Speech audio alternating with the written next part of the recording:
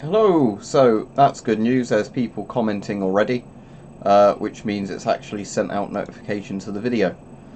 So thanks for tuning in, everybody. I'm going to hopefully do a 2-hour live stream tonight if I've got the energy and my health permits, because as those of you that watch regularly know, I've got stuff like ulcerative colitis, and if that starts flaring badly or causes me enough pain during the video, I have to cut it short if I need to make a run for the toilet and everything. But welcome. I've got my favourite helmet on out of all of the old retro helmets. If you want to see the time, we're a couple of minutes early, UK time. Is that visible on the camera, or is my chair blocking it? Well, anyway, it's 7:57 at the moment. Won't be doing a US trip till at least next year, John Baldwin. I'm not doing it this year, as I've already said several times. Hopefully do one next year, maybe. Evening, Richard. Yeah, don't forget to like the video, everybody. I've got my Stahlhelm M56 on, the old East German helmet today, which I don't know if you'll hear this on the mic. Let's have a look at the audio levels. Don't know if you can hear that, but inside that it rings like a bell. So today's actually been a really good day for views and everything. I have gained today, I think, close to 100 subscribers. Because YouTube's actually been sharing my videos today, because I've had lots of strange comments like, why was this recommended to me? Which is actually, you know, a good thing in a sense, but whatever.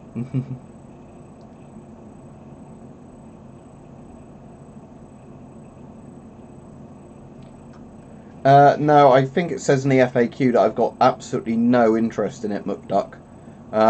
Just because as much as I find the actual firearms and everything interesting in the UK, because there's so many things, like if I got a firearms license, I'd have to be very, very careful about what I said on here, you know, all things like that, because I don't have a range where I can shoot them. There'd be, you know, jumping into lots of hoops to get something that I wouldn't get much out of it, if that makes sense, because you have to pay like yearly fees for having the firearms license and stuff like that.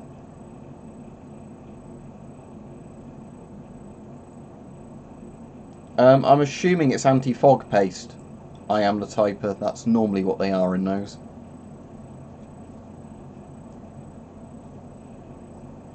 Yep, that's, well, not easy Germany, it's East German.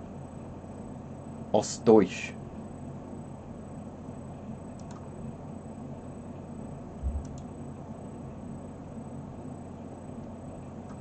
So M56 Stahlhelm.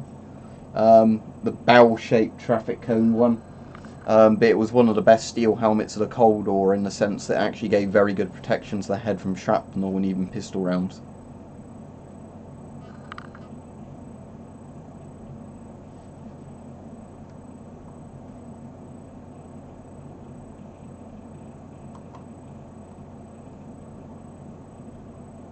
I've seen ones where people have shot it with the pistols, and it's basically, on all the tests I've seen, pistol rounds shot at it never seem to penetrate it, at least unless they sort of mag dump into it.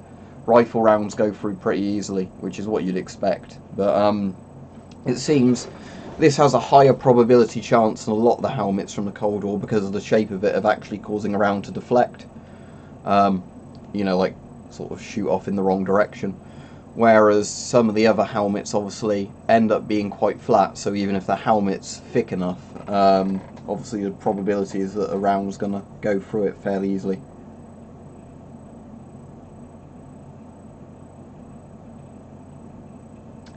Probably very gun-friendly states, John Baldwin. I don't totally know at the moment. I'll have to see closer to the time. Probably somewhere like Arizona, I imagine.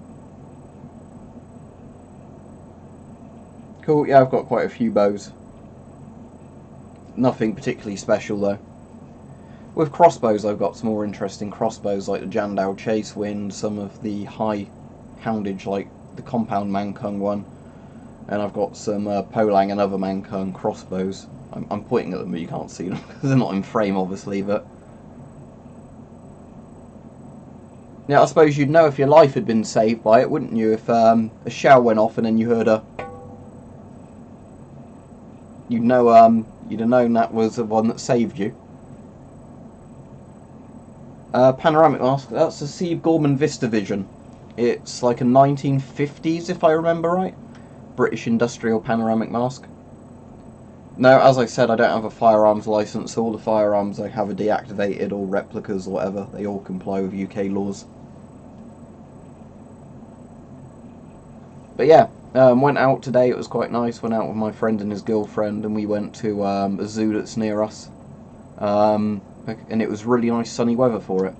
So I was basically just dressed like this, but not with these German helmet on. Obviously, I did have a sun cap on. But yeah, that was good. Okay, that's pretty crazy. Let me just see what the number was. If it shows me. I don't know if YouTube does. But yeah, one of my videos apparently in the last hour got a crazy number of views. Apparently I had 1,485 views in the last hour alone, which is pretty good. Watch I'm wearing, it's the Orient Mako 2, the one I bought recently. This is my daily wear now.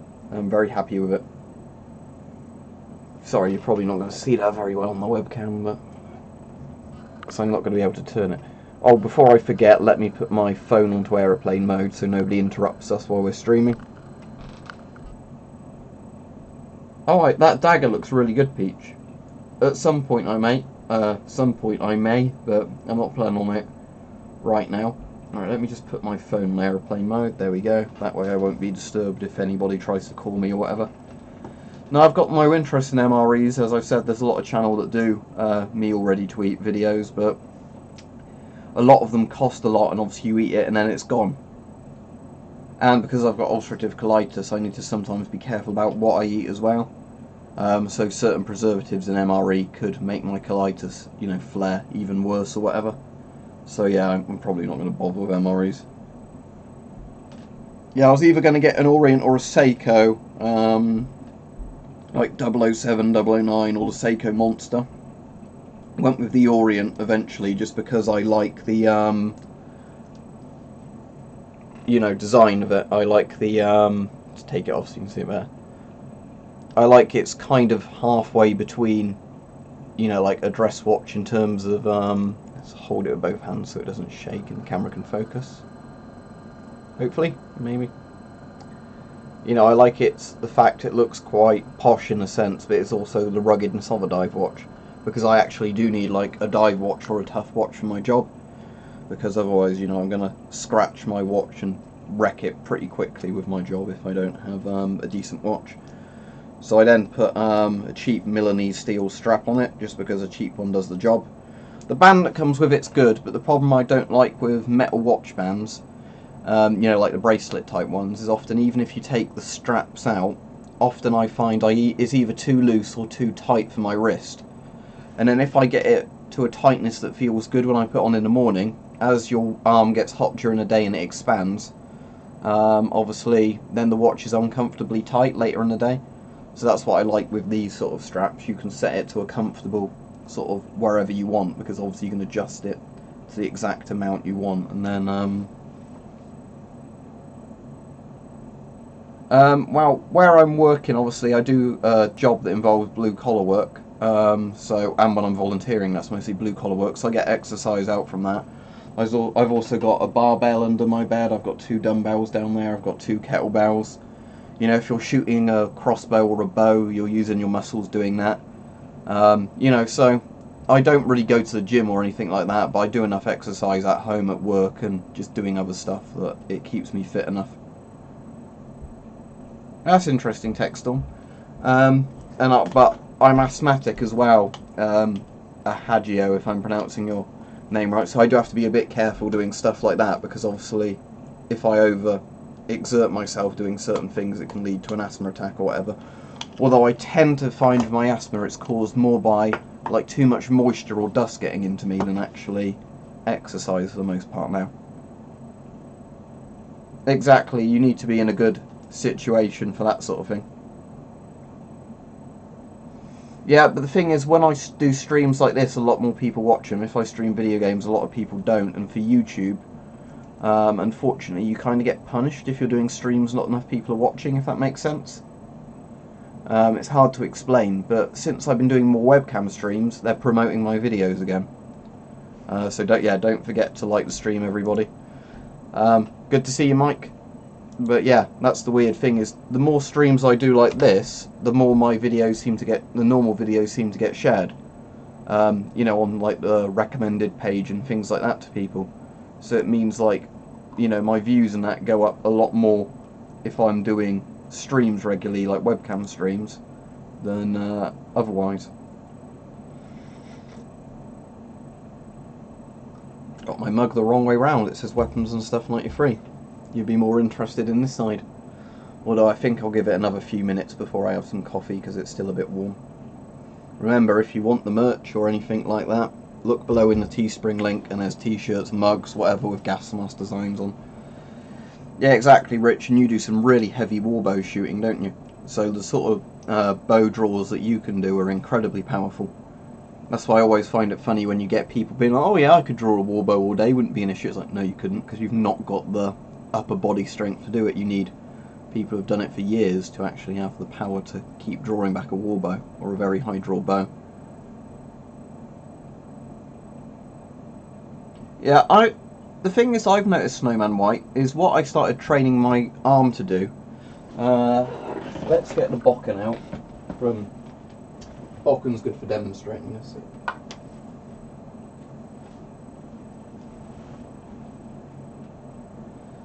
Is using the bokken to train forearms. So you sort of do that, and it builds up your forearms here. Because I find forearms are one of those really overlooked muscles, where the more you build your forearms up, the more easy you find everyday tasks. You know.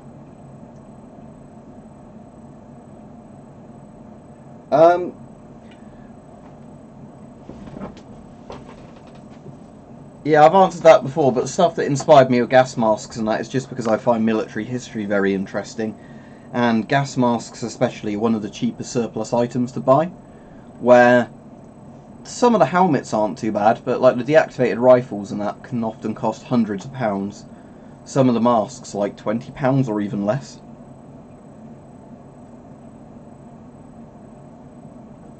Yeah, I like doing pull-ups. I also like doing the ones where you have the lower surfaces. I can't think of what it's called.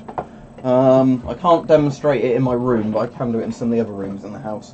Where you put your hands like that on two surfaces. You can do it on park benches and things like that.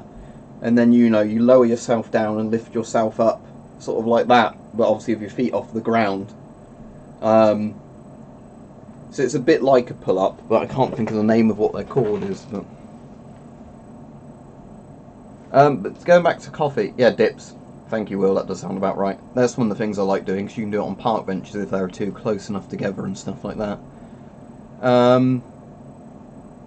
Yeah, especially in hot climates. Like, I struggle with the stream sometimes if I'm sat in a chair for a couple of hours in 25 degrees, so yeah. Yeah, happy Easter to you, Slingshot Warrior. Going back to the full face gas mask, which one, Cody? You on about? Because there's quite a few on there. If you mean the full face panoramic one, that's a Sieb Gorman VistaVision. It's a British industrial mask from like the 1950s or 60s. I think it's the 50s. They're sort of in old James Bond's time movies. I'm pretty sure in Goldfinger, some of Goldfinger's henchmen wear that during the Fort Knox scene of VistaVision. I'd have to watch it again to be sure, but I'm pretty sure some of Goldfinger's henchmen have that on in Goldfinger. That mask. As for coffee, I can really vary. Obviously, I appreciate a really good strong espresso and things like that. However, I will very happily drink instant coffee, because I've sort of acquired a taste to it now, where even the cheapest, dirtiest tasting instant coffee I will happily drink for the caffeine, because I'm sort of a caffeine fiend now. You know, when you drink enough caffeinated drinks for long enough, you need it for the caffeine, not for the taste. So, you know. What I found is when I started coffee, I had to have a lot of milk in it and a lot of sugar. And it's got to the stage now where, you know, I'll drink black coffee, although I prefer a little bit of milk in it. But, you know, that's the way it's going with me and coffee now. So, as much as there are, like, you know, sort of Italian brands of coffee I can get for the coffee machine, the Tassimo I've got, you know, that are much better. And I prefer a proper, if I had the choice, I'd rather get a coffee from Costa or somewhere like that, you know, like one from work, because We have an Italian barista at work, and he makes really nice coffee. But you know, it's that sort of thing. But because I'm a caffeine addict in a sense, I definitely admit that. Compared to like nicotine, any of the things, you know, I'd be on, caffeine is definitely the one I find the hardest to avoid. You know, as in I'll get headaches if I don't have enough coffee or whatever, because I've just got so used to drinking so much coffee now when I'm working through stuff. I'd say, yeah, I really don't care anymore about the brand, you know, because you get used to, you know. No, I've barely had Starbucks, because although there are a couple in the town near me, most of the places where you get Starbucks, you get other coffee places, and Starbucks is way more expensive. And the thing is, the way I look at it is, when you go to a lot of places, they're still putting ground coffee beans, aren't they, through a machine. So I actually quite like McDonald's coffees, to be honest. I like the toffee lattes they do at McDonald's, where they put, you know, they have a bean to cup machine, so they have the frothed milk, they do like the coffee into the mug, not the mug, but you know, like the disposable cup, and then they put whipped cream, toffee sauce, and like toffee ice cream sauce all in the thing. That's really cool if you can shoot and make those. I'm sorry if I'm missing a lot of comments on this stream, but if I go on too long on a question, I'm a bit like that. Also, yeah, 40 people watching, that's very good. Don't forget to like the stream if you haven't liked it yet, everybody, because it seems like we're getting really good numbers of people viewing today. I don't know if it's because it's a Sunday or because it's Easter Sunday. But I think I might have said to you in a PM mic, but what was good today is it seems YouTube's been sharing my videos again a lot more. I think it's probably because I've been doing so many live streams, but today's been one of the best days for views in probably months I've had. Which one? The one I can never remember the name of, is it M55, M59, something like that? That one. It's alright actually. It was surprisingly good. It looks goofy, doesn't it? But it's surprisingly good if you wear it. It's comfortable enough. I mean, enough. As I said, it's nowhere near as good as a modern NATO mask. But it's comfortable enough. The voice diaphragm works on it. You can put 40mm filters on it, so it's, you know, could be a lot worse. You can buy those for like less than £10. If you go on eBay, let me see if I can find one, because I have a feeling you have to type in something like Soviet spray mask, because they've just put a load of buzzwords in it, so even though it's not a Soviet gas mask, you know, it has... Right, the TF1s are called Paint Spray Military Soviet Chemical Face Gas Mask Respirator 40mm with filter. They're $12.99. Let's see if I can spot that one, because at one point there was loads and loads of those on there, on eBay. Hope they've not all gone, because they were good masks.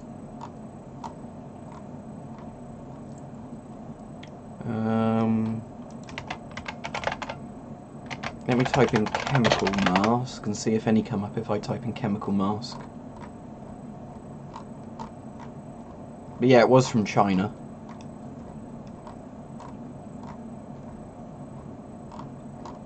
I think sometimes with the Chinese stuff, you can buy them directly from China for cheaper and the postage takes a while, or you can often buy it from a UK seller if you're in the UK for a bit of a markup. But if the markup's not too much different, I generally buy it from the UK seller just because I like it to come quickly, and I've had a lot of trouble with customs before. Whereas, you know, if you buy directly from China, you generally, you know, sometimes I have issue where the customs like sit on it for ages or whatever. Whereas if you get a UK seller selling it, quite often you know, don't have any problems because it's not having to go through customs, because they're mailing it from somewhere in the UK to another bit of the UK. What I'm just looking on is I found the seller I bought mine from, so I'm just seeing if that seller has more of these masks in. Because if they do, I will link to the seller, but if they don't, I won't link to the seller. So apologies if I'm missing loads of comments. That's not on purpose. It's because I'm trying to find one of these masks. Oh, they do though, for £18 have the Chinese, is it FMJ05, which is a really good mask. So that's good. But do they have... particular one I'm looking for. No, I don't think they do anymore, sadly. Sadly, at the moment on eBay, I can't see any of those. Where, for a while, they were everywhere on eBay, like loads of different Chinese sellers had them, so maybe they ran their supply out, I don't know.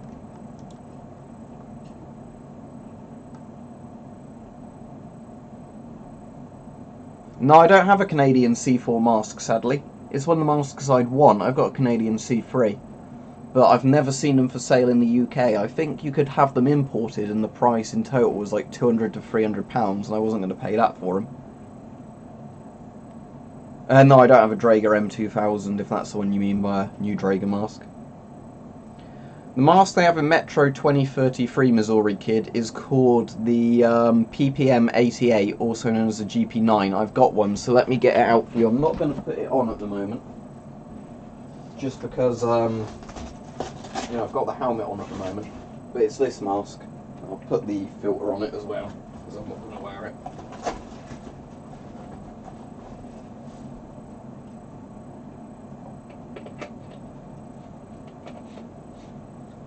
But yeah, this is the Metro mask.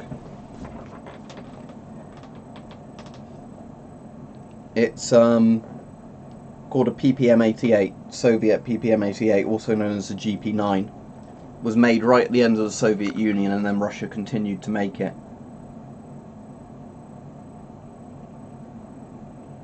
Right, hopefully you're absolutely fine, Callum, but yeah, don't use GP5 filters as I've said before.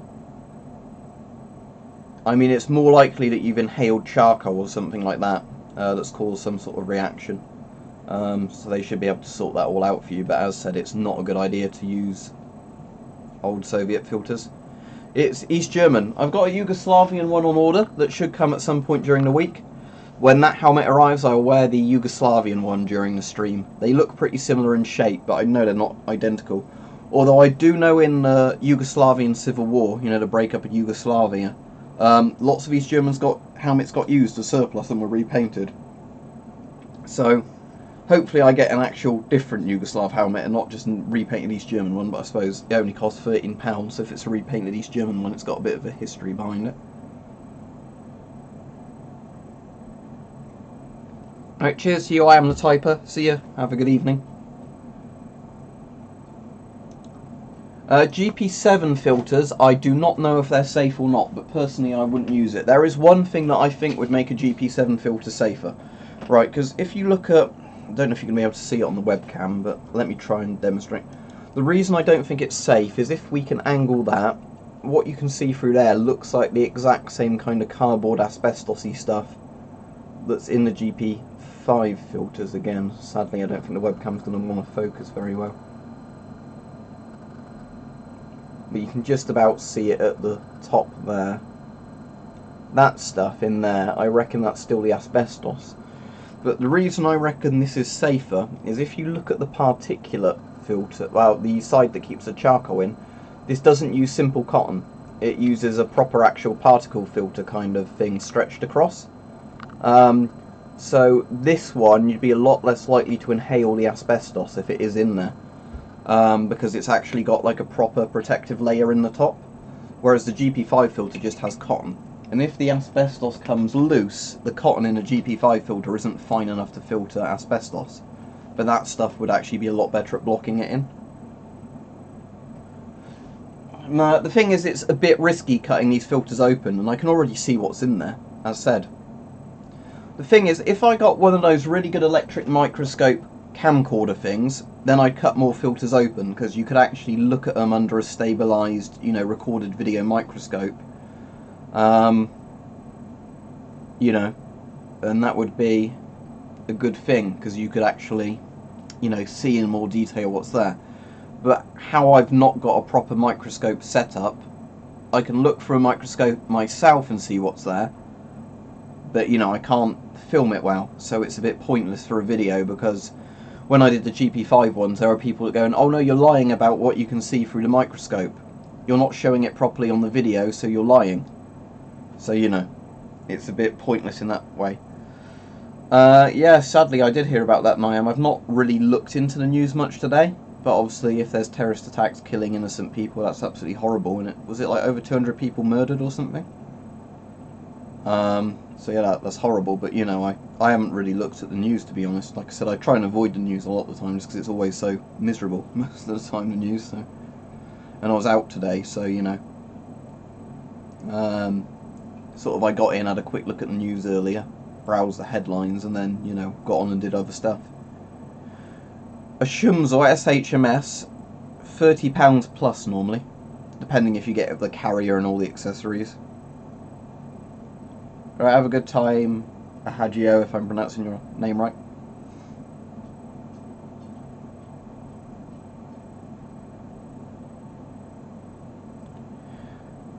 Yeah, let me search. It's a bit like that one of the masks I have, isn't it, Mike? When I search Leon gas mask, it's coming up with Resident Evil stuff. Professional version 1, right. Is there a better picture of it? Because, alright. Yeah, I can see the mask. I tell you what that looks like. There's an old US mask that looks like that, but there's also, I think, an old Norwegian mask that looks like that. Let me... Is it Helly Hansen that's a Norwegian company? Because I have a feeling there's a Helly Hansen gas mask. Right, I don't think this is exactly it, Mike, but if you Google Helly Hansen gas mask, it's similar to that one, but I don't think it's that one, but it might be an old US one. I'm seeing if I can find a high-resolution picture of it, because if I can find a high-res picture of it, I can hopefully, you know, look at it in a bit more detail. It might be an old US mask, but I don't think it's one of the proper military or police ones. I think it's like one of those,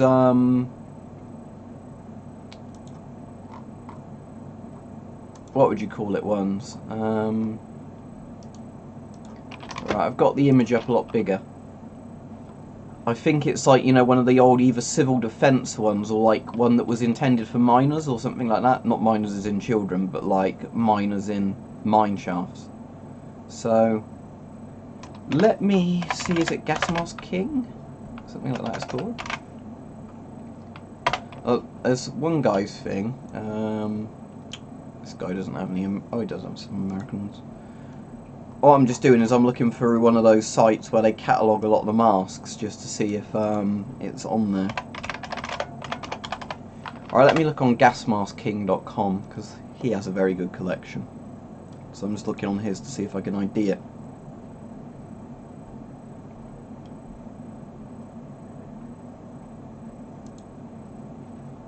And then I want to go to American. Ah, because he's got a page for American industrial masks and another for American military ones.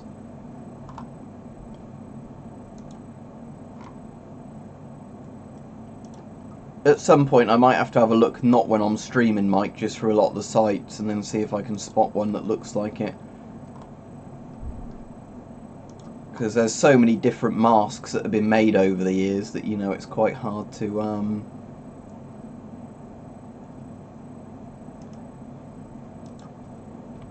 sort of off quickly have a look, because you see some and you think, oh, that looks a bit like it, and then you look a bit closer and you go, oh no, it's not that.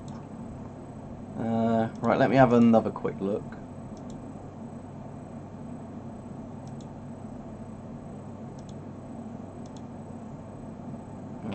Is it open a new tab yet? Okay, has he got... I'll be back on the chat in a minute. American military and American civil defence masks. Let's look at both of those, and then if I can't spot it on here, I'm going to have to... I found it. It's called a US ND Mark V. Right, Mike, here we go. This is the one. Let me post it. It's actually a US military mask, so I was wrong. So, that's the mask. If you click that link, that's the mask they have in Leon. And here's a screenshot from Leon with that mask.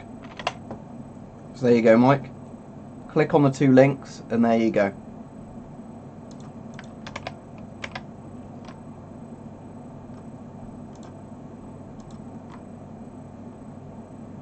So, US Navy Diaphragm Mark V gas masks.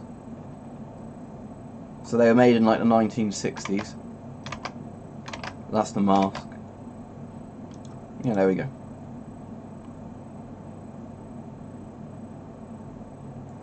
Yeah, I'd vaguely seen it, but that's obviously just where I'd looked through one of those sites like Gas Mask King before, obviously looked through their entire list of masks. So I know I'd seen it somewhere, but, you know. Because the mask I thought it was like really similar to this one. Like, you know, maybe like an older generation of one like this. But that's probably me remembering it wrong, unless there's more than one type of mask in the film, but... Because I thought it was one like this, but obviously it wasn't.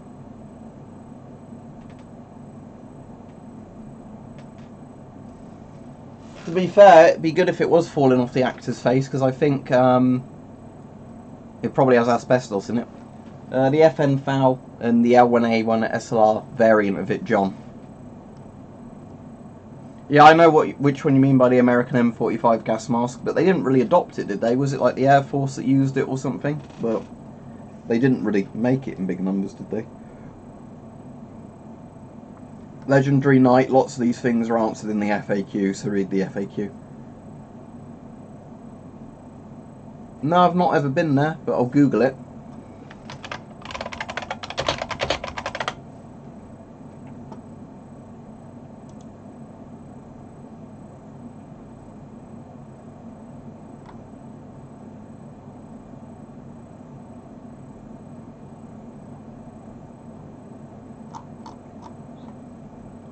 Alright, let's see where that is on a map.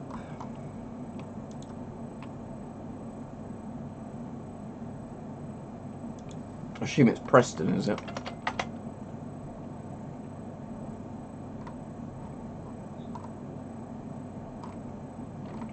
See, the only problem would be if I was to travel there, it would be like a 4 hours drive, which I probably wouldn't do just to go to an arms fair for a day, to be honest.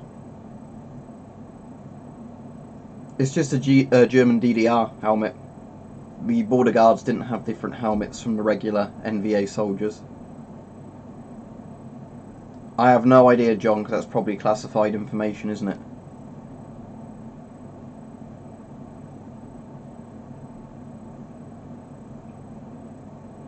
I don't think I've seen that episode of SpongeBob. But yeah, sadly in real life, chairs tend to squeak. It's always very annoying when I'm recording audio for a video, if I'm doing it in here. I move on my chair slightly and it goes... Argh! I can't remember them having it. They should be S10s if they had them in Dog Soldiers, but I can't remember them having it. What was interesting is, you know that film which is like Escape from New York and Mad Max, the one set in Scotland after like that viral outbreak? Can't think of the name of the film. Is it Doomsday? Can't think of the name of the film off the top of my head. Post it again, Toasty AX. Yeah, Doomsday. In that, they've got all the gear from like the 90s or the modern British Army, except they've got S6 gas masks on, not S10s, which is really weird. I mean, it's technically a mask Britain did use, but it's just very odd they've got, like, you know, one mask from the 80s combined with all the other modern gear. They had gas masks for dogs and horses during World War I and World War II, but after that, not really.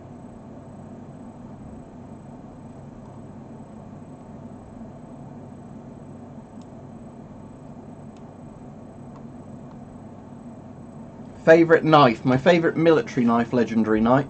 That's alright, because that's not in the FAQ. It's probably my Fairbairn Sykes, which is a British commando knife from World War II and sort of a fighting knife.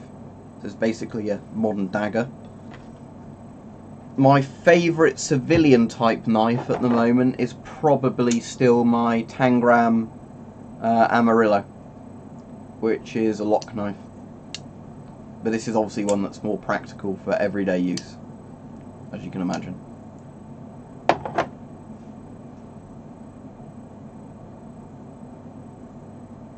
I've got a rusty German World War II M40 helmet, missing its liner. I wouldn't wear that on the stream because obviously the historical implications of it.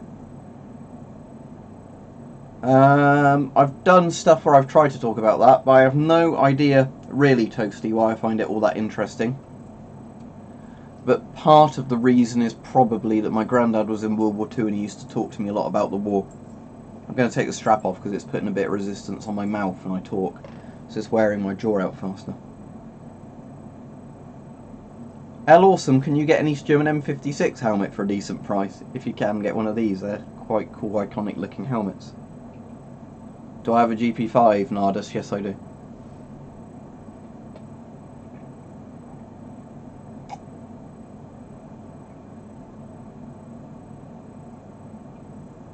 I'm going to shill my merch again, so if you're interested in the merch, look at the Teespring link below.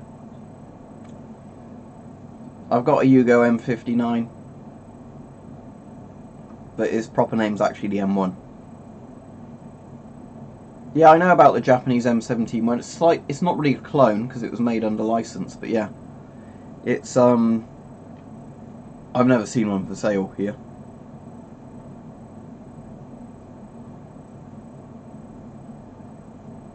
It's more comfortable having the strap undone as well. Okay. What you need to do is type @ and then the person's name if you're talking to somebody. I don't think I've ever bought from Nardus. Most of the time I just buy from eBay.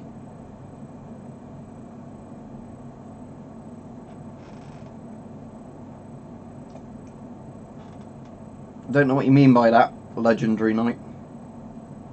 If you mean best type of weapon, I don't really know how I'd classify that as a civilian.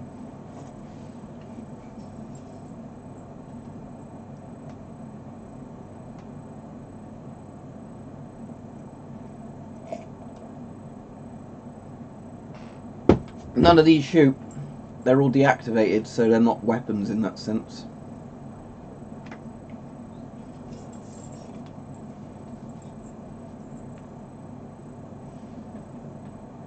So if it looks like I'm doing something funny with my jaw, it's just trying to sort of stretch the jaw again since I've had the strap on, because that's strap on. But you know what I mean.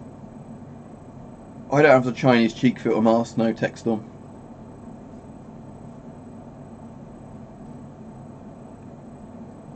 Alright, see you, Cody.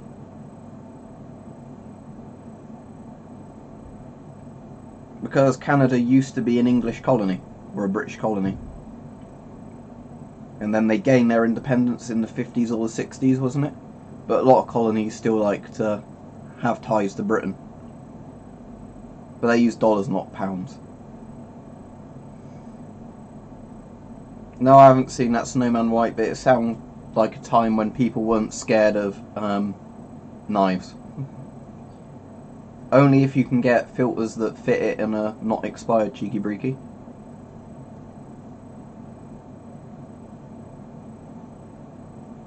Alright, see you, Callum. Well, this is technically a Stahlhelm, but I've also got a German World War II M40 Stahlhelm, and I've got a Swiss World War II Stahlhelm. But, like I said, I wouldn't wear a German World War II Stahlhelm on the stream, you know, because of the connotations of it.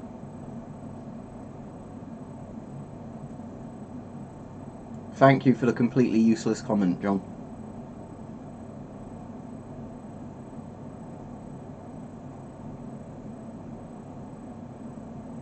No, sadly I don't know any French surplus sites. All I'd recommend is look on eBay and see if anyone's got any.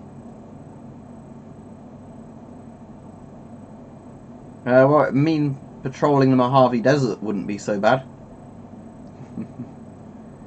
Went out with my friend and his girlfriend. I drove them to a zoo that's near us, so we could all look at the animals, and the weather was nice for it.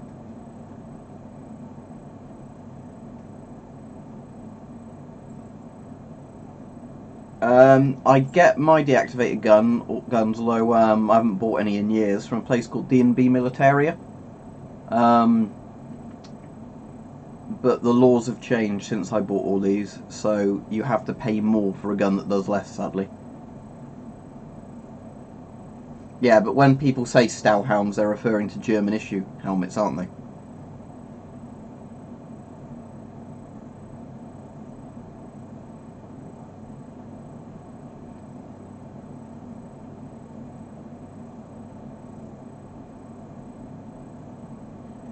I've got 2 GP5Ms and I've got 2 GP5s, so I've got 4 GP5s.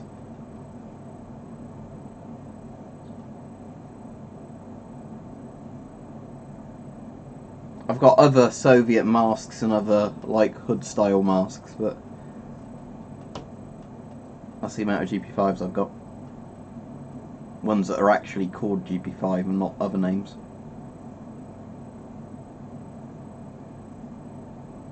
I don't actually know. East Germany, as far as I'm aware, used a whole mix of masks. The main mask they used for the military was the SHM41 or SHM41. They used the M10 and M10M as well, which they bought because East Germany didn't actually domestically make gas masks. I think they made some industrial ones, but they didn't actually make military masks. They just bought them from other Warsaw Pact countries. They ordered a load of GP5s for civilians, but I don't know if they were ever issued. They had the SHMS, they renamed the SCHMS for snipers and marksmen. But it was basically just a complete mix of Soviet and Warsaw Pact masks. The Stuka's my favourite World War II plane, Ju-87.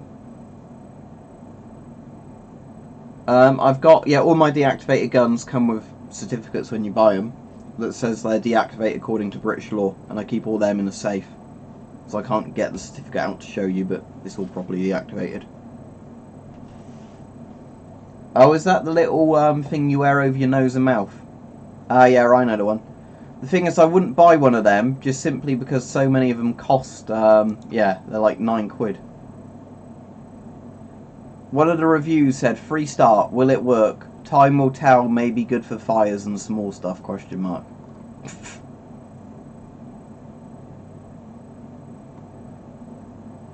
Rare, sealed and unissued NBC Fate slit.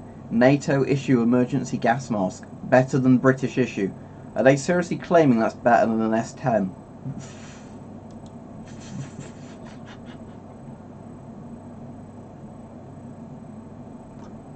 The laws have changed since I got mine, John, but it means they have to weld the barrel. Generally, like, weld the trigger, weld, like a load of other stuff. Take the firing pin out, or grind the firing pin down. The West German Bundeswehr, or however it's pronounced, did use the Stahlhelm for a bit, but then they went to USM1 helmets.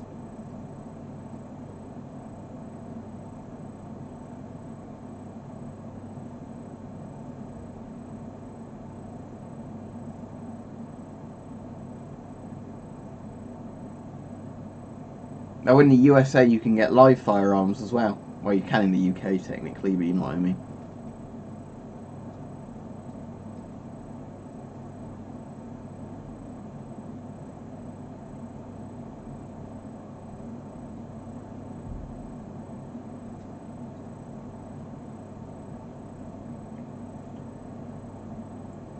Do I like pot noodles? I like them, but they tend to make my colitis, like they give me a horrible stomach swelling and pain. So, I like the taste of them, I don't like what they do to my stomach after I eat them, so the answer's probably no. It's a double-edged sword. I like the taste of them, I don't like the pain they put me in afterwards.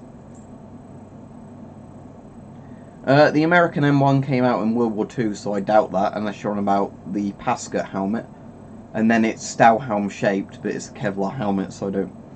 Maybe? I don't think you can actually say it's a German rip-off helmet.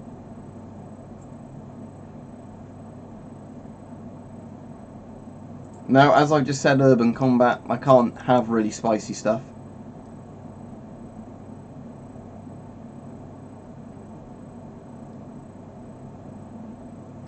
I know they've banned guns from certain countries, haven't they, now? Like, because it's like a political thing rather than actually being about, like firearms safety kind of stuff. I answered that like 5 minutes ago, Callum. D&B Militaria. But as said, all my deacs are prior to the new EU kind of deac regulations. Well, you could eat them after a nuclear war, if assuming that they weren't, in the blast radius themselves. But if they're in a wrapper, just peel the wrapper off and they're good to eat. Any sealed food like that isn't going to be irradiated, really.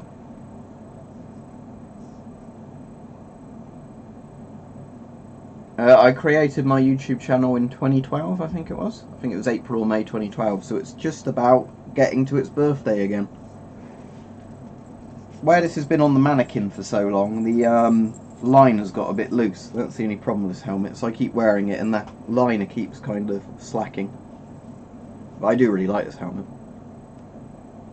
Yeah, I'll watch it after the stream, Mike, if I remember, but although the first thing I probably will do after the stream is go to the toilet and get some water or something, but yeah.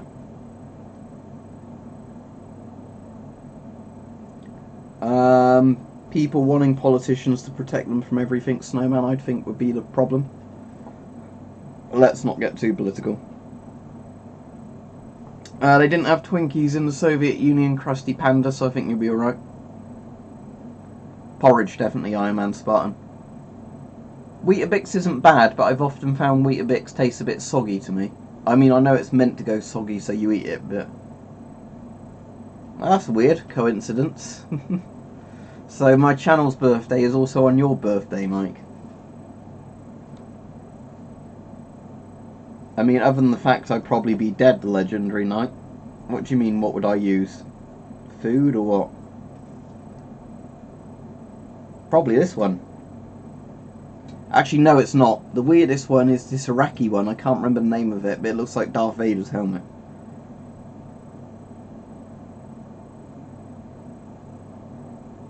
Good evening, Constantine. We've had quite good numbers watching all this stream, haven't we? Don't forget to like the stream, everybody, if you haven't liked it so far, because it does help me out. It looks like I'm going to get even more views this hour, actually, than I did last hour. And the last hour I got loads of views. So YouTube's really promoting me today, which is nice. Makes a change. But I think it's just because I've been doing so many live streams recently. How many likes and everything do we have on this one? Let's refresh and have a look.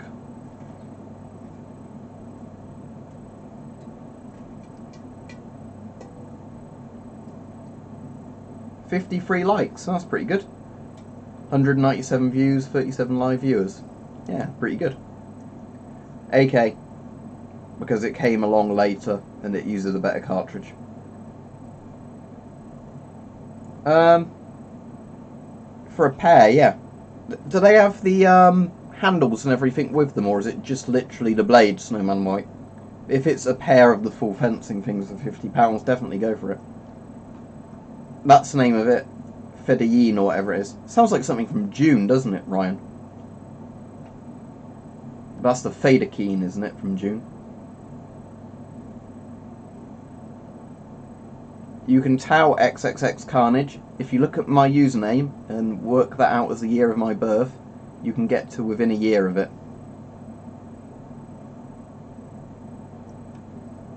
It looks cool, but did it actually protect people from anything? Or was it one of those more ceremonial helmets that would be perforated by shrapnel pretty easily?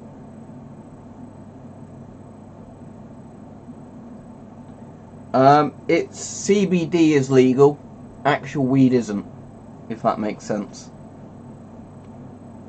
No, I don't sell anything. There's merchandise below, which I don't sell directly. It's done by Teespring, so as in I do the designs, or one of my friends does the designs, and then you order merchandise with it, and then I get a bit of the profits from that. There's that, but I don't sell anything on eBay itself, no. I don't know what you mean by free ads, Snowman White.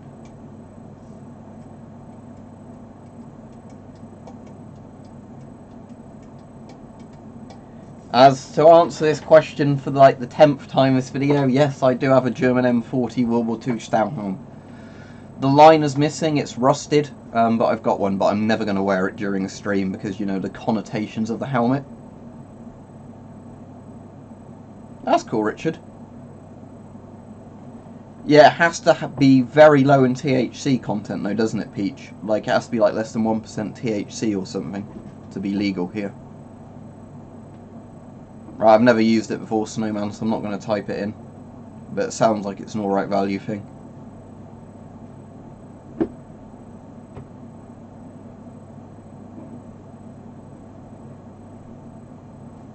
eBay, Matronox, and then you just have to look around for a bit, or Matriox.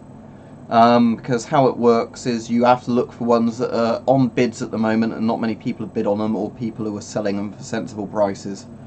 What a lot of the people who don't like my videos do is they say, oh, you say the S10's a good mask, so you've driven all the prices up.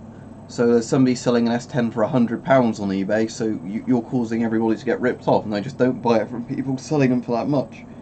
But if you want an S10 like mask, and you want something that's better than an S10, get an FM12, because you can often get them for like £40 or less now on eBay. Well, we don't have guns in the UK, the Legendary Knight, but I guess I'd use the FAL if I could get one, or an AK. Sometimes, but they're very expensive, Tech Storm, but I can prove that there are, actually.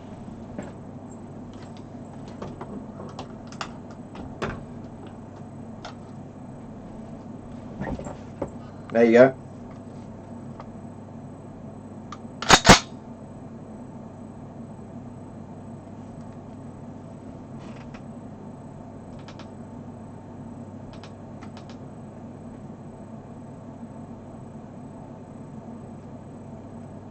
Yeah, €35 for a World War II mask is a very good price. Does it come with a cardboard box? Yeah, this is an M1 carbine. Yeah, it'd take up a lot of space though, wouldn't it? And it can't be used for anything other than display. Well, I've already been doing sparring videos, but with riot gear. It's more fun than doing it the fencing way. Smacking each other with like blunt weapons while wearing riot armour is more fun than doing it with fencing armour and blunt swords.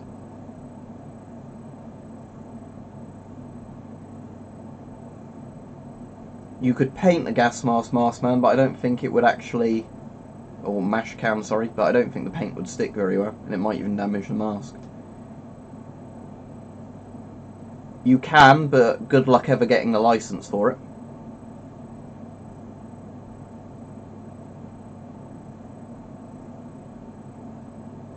You could use an S10 for airsoft if you reinforce the lenses.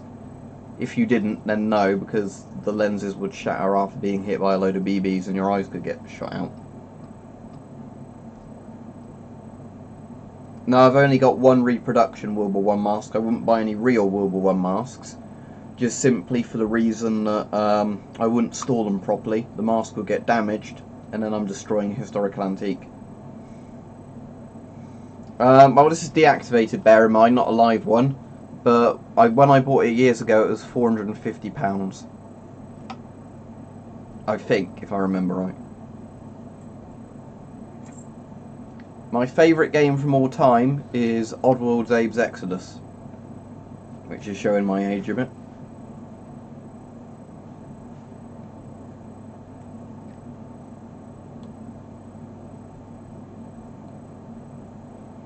Right, I'll tell you what I've been playing recently, but obviously my taste in games can change, and don't forget to like the stream, everybody. Right, so I've been playing. I've just started trying to get into Anno 1404 because that new Anno game came out, and I've got no interest in getting the new Anno game yet. But 1404 I've bought because it was cheap, and I started trying to play it. I've been playing a lot of New Vegas and Fallout 3 recently. That's probably it for now, to be honest. I'll go through phases where I play quite a lot of a certain game, but otherwise, you know, I don't play like an hour of one game, then an hour of another game, then an hour of another game, sort of thing. I've got a guitar, but I can't play it. The closest I can play to any instrument is a piano, but I haven't played the piano properly in a while. I really should get back into it. Nah, I'm not going to do a Twitch, Peach, because that would take time away from my YouTube, and because I don't play that many games or want to stream that many games. If I did do it, I'd just do it on YouTube. I played Fallout New Vegas, John. I just said I was playing New Vegas. There's actually videos of me playing New Vegas on YouTube.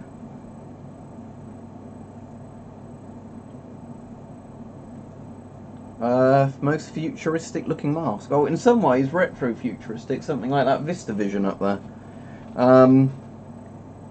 In terms of like modern futuristic looking masks, maybe the Polish MP5, the Belgian BEM 4GP, the MCU 2P, and the MSA Millennium. Well, I wouldn't pay money for Fallout 76. If somebody gave it me for free, I might play it. No, Johnson, I've not heard of that. No, I've got a Crossman Nitro Venom, and that was good until I damaged the barrel on it. At the moment, my only properly functioning air rifle is a BSA Hornet. I assume it was silicon like the official version TechStorm. You mean you can't wait to see how they destroy classic masks, Peach?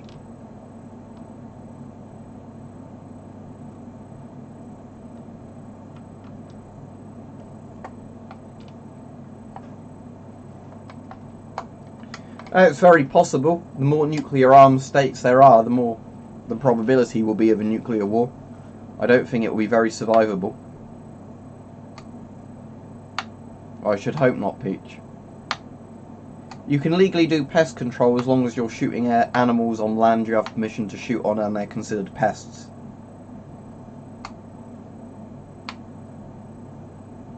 I've been buying masks for years. I'm glad you enjoy the videos, thank you.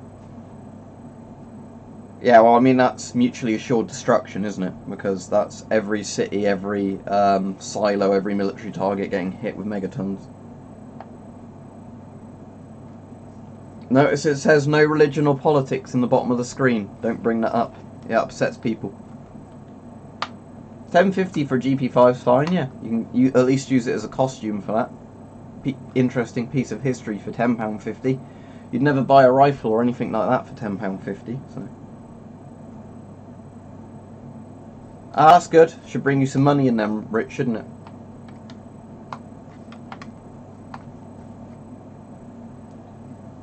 How would you strip an M1 carbine for any of the Americans? I imagine I can't because it's deactivated, but how would I start taking it apart if I was able to? And we'll see if any of it comes off. Well, if I wasn't where the actual bombs dropped, I'd survive for a while, but then I'd die anyway because my medication would run out and I'm chronically ill.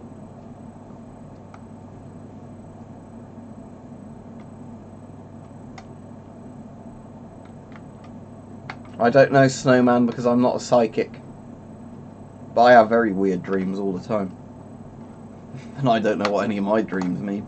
I'm sure there's some Freudian explanations for them. Alright, cheers, Legendary Knight.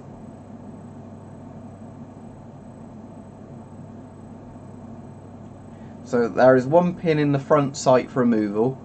The front sight needs to be gone for the barrel band to go.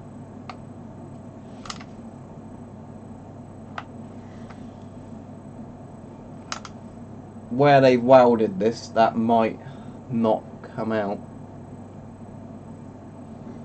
So I assume that would pull forwards with it, and then you could pull the wooden bit off. Or do you mean this bit here? When I get my Yugoslavian helmet, Carnage, I'll definitely do a new helmet video. Let's have a look. Right, see a 6 of spades.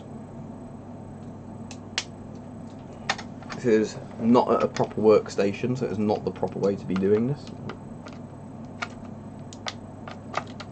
Let's see. Is that just going to spin the entire thing around though, or is that actually going to unscrew?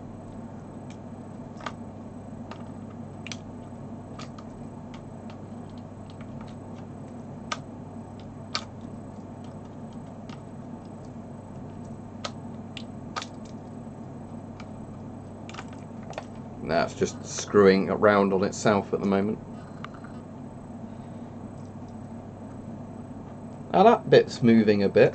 Oh yeah, there's like a bit there. Ah yeah, okay. Right, this is interesting. Might be easier my tactical pen, but is that in one of my trouser pockets?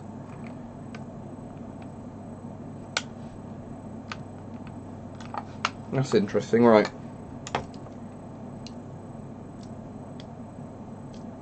What's this? Either of you two know when Liam is on till?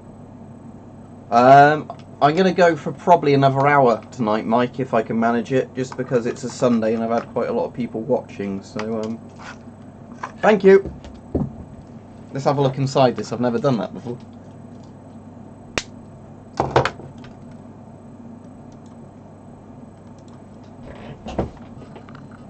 Right, so there's the wood at the top of the rifle. So that's the bayonet lug, isn't it? Okay.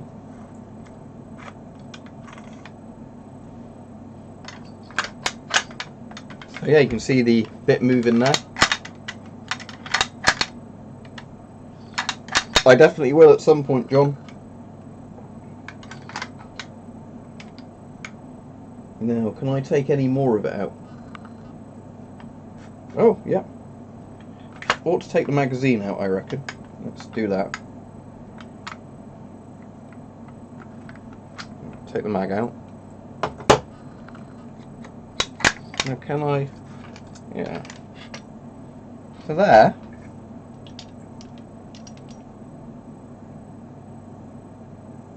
That's pretty cool, isn't it? There's the, pretty much all the guts of the gun.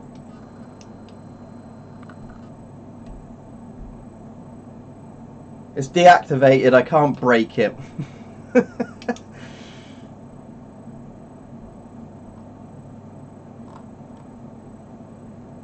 Yeah, that's cool, isn't it? Last time it was stripped would be when they deactivated it.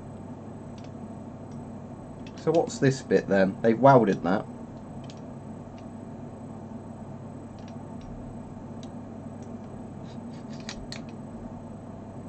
I'm going to get my hands all oily now, aren't I?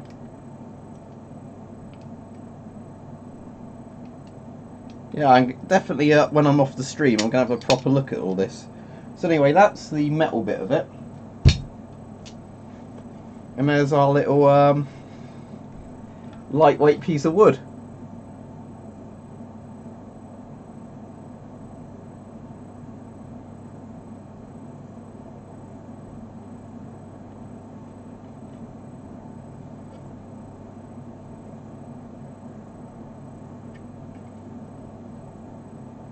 Yeah, but I'm not in the US, am I, John? So that's pointless to tell me that. I'm pretty much aware that I could buy real guns in the US. Ah, interesting. Right, let's see if I can put this back together now. So, let's put you in the top. I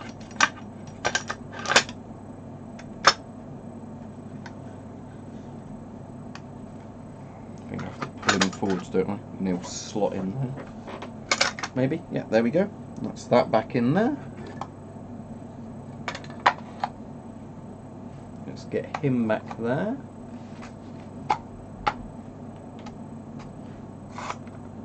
Then pop him there. Magazine back in.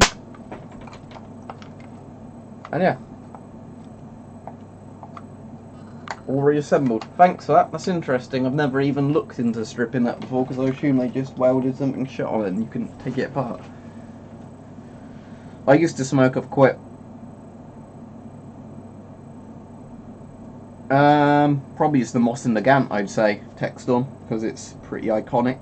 The best sniper in history used in the Gant. As I've said before, every time I get asked this question, John, M16 over the AK-47 or AKM, AK-74 over the M16. No, that screw didn't come loose, Peach. The bit I had to remove to get it to the thing was a bit like one of those catches, you know, where you push it in, then you can slide it, and then when you put the thing back on, it snaps back into place.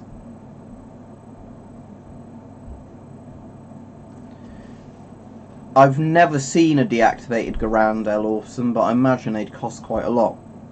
I just got the M1 carbine because I really like the look of it.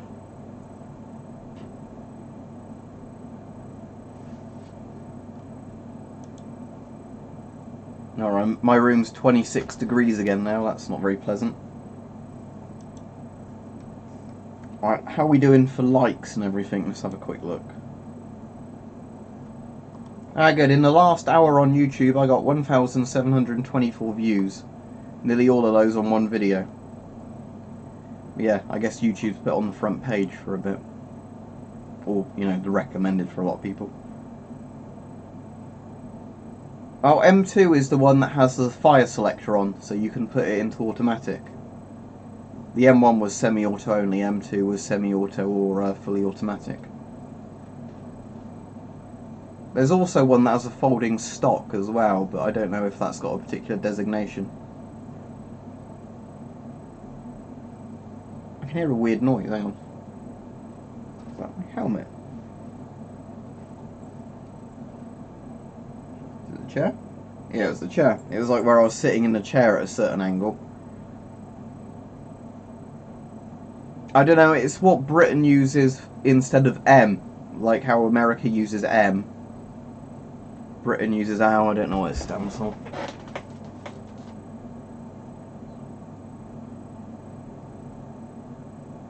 But yeah, I've got deactivated ammo. For example, in the M1 carbine, I've got some deactivated 30 carbine rounds. What I generally do, because I've got no interest in using a mag, is for each deactivated gun I buy a couple of deactivated rounds and just put them in the top of the mag, so if you take the mag off it looks like there's ammo in it.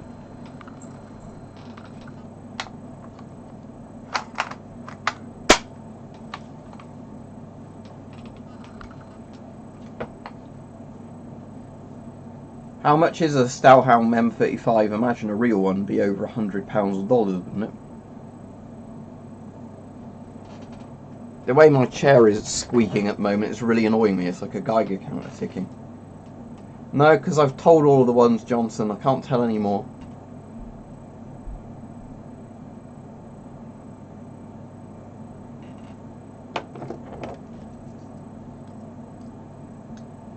I've got oil on my fingers now.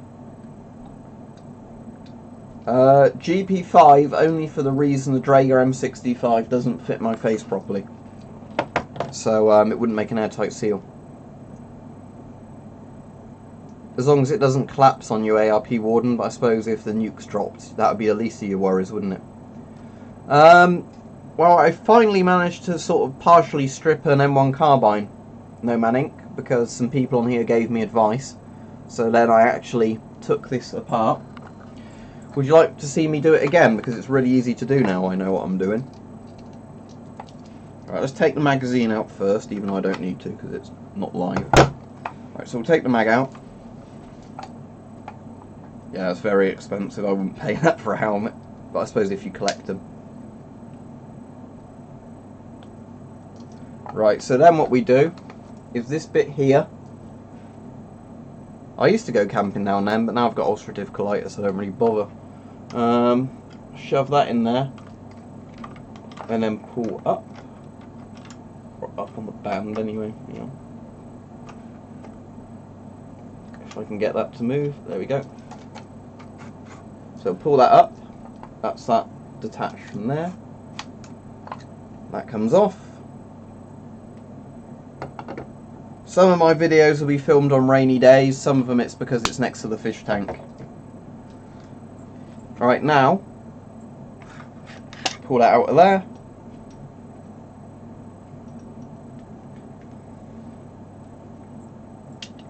And there we go. We've got like a very stripped down looking gun.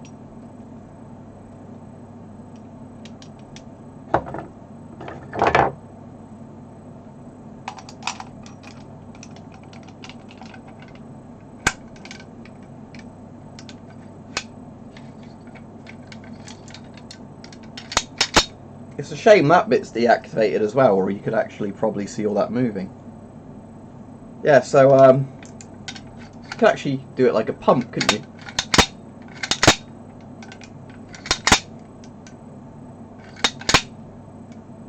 That's pretty fascinating like that, because that would actually shoot, wouldn't it? I was diagnosed with ulcerative colitis back in, was it 2012? I'm trying to remember how old I was when I was diagnosed. I think I was about 20 when I was diagnosed, so that would have probably been 2014, I think. I can't remember. Alright, bye John.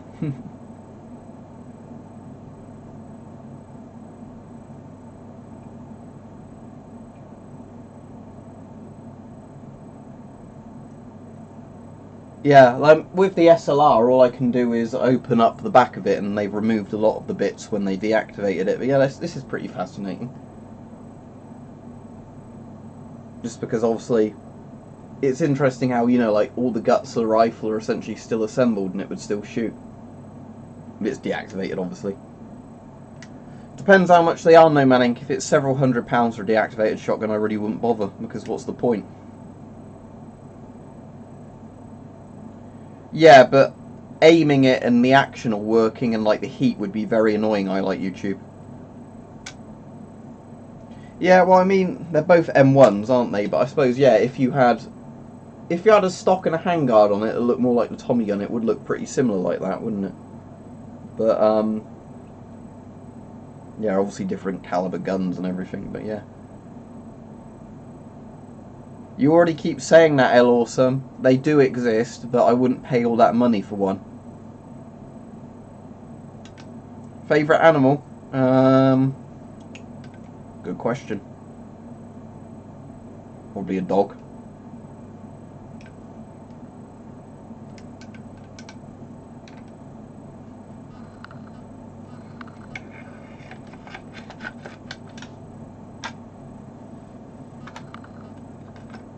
It's easier to... I've got a load of oil on my hand now, look.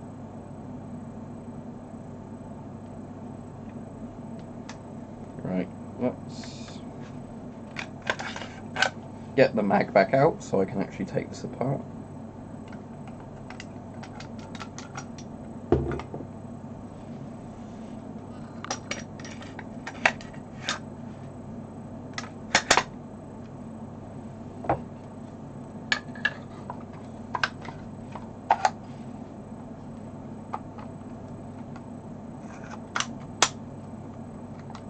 There we go.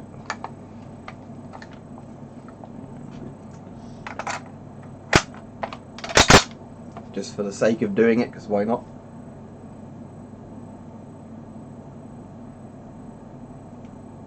Even if this is the wrong helmet for use of the rifle, but oh well.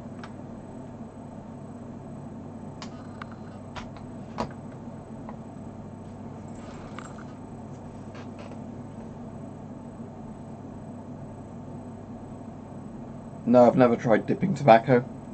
Is that like snuffs? Because that's not legal in the UK for some reason. I know it's popular in places like Sweden, but in the UK it's actually illegal.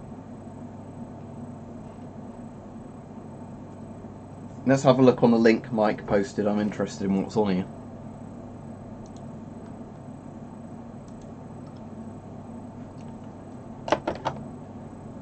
Oh, like a launcher. Yeah, I wouldn't pay over £1,000 for an RPG. I'd rather get a Carl Gustav than the RPG, to be honest, but that's the same price.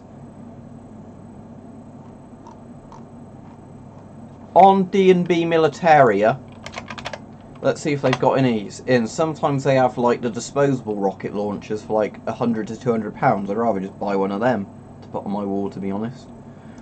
Deactivated guns, machine guns and launchers. Then I'm going to want to do post-World War II, sort by all, and then price, so we'll go lowest to highest. Just a second. Yeah, there you go. If you wanted something like that cheaper, I'd just go for a law or something like that, look. Hang on. There you go. So if you wanted a deactivated RPG kind of thing, I'd just go for one of those laws, to be honest.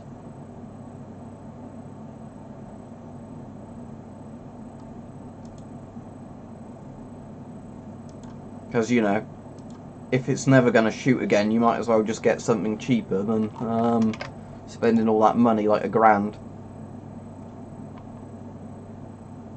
What I was saying that, I prefer this Milan thing. Actually, I'd probably pay a bit more and get the Milan. This one, because that actually, I think, looks a bit cooler.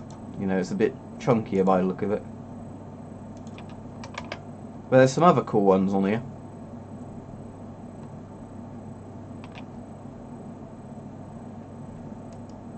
They've got this on special offer again. This one looks a lot better, I'd say, for the less money.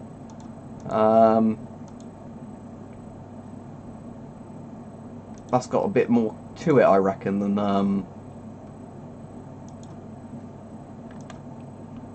some of those RPGs. I mean, it doesn't look all that much different from the recoilless rifles, does it?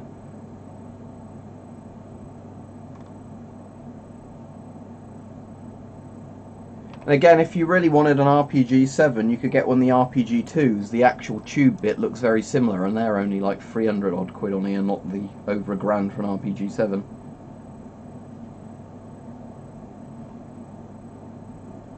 I wouldn't really. It depends, but if I wouldn't do it on a live stream, because then you get people shouting racist stuff or whatever in the chat to try and get me banned.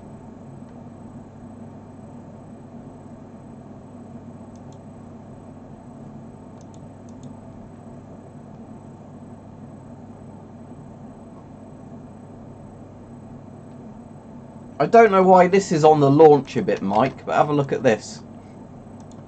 I'm probably going to make you reminisce about it, but why is this on the page of the launchers? Did they put it on the wrong page, do you reckon?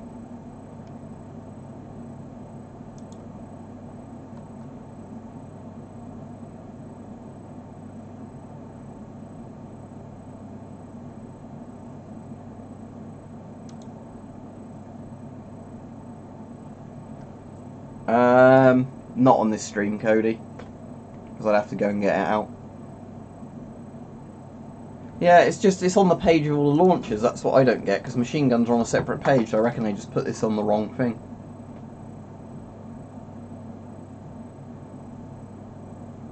There's a couple of things on here that shouldn't be on this page, which I guess the person organising the page just didn't care when he did his job.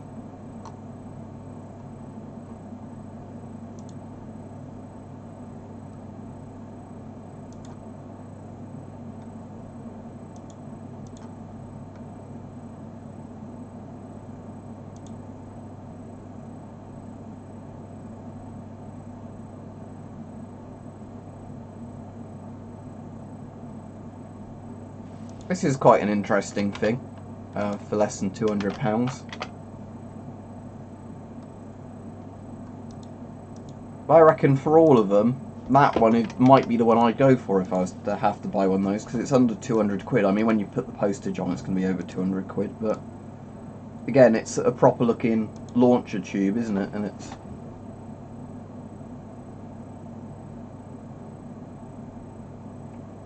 it wouldn't have worked, Rimfer. Watch Fred's if you haven't seen it. It will show what will happen in the event pretty realistically.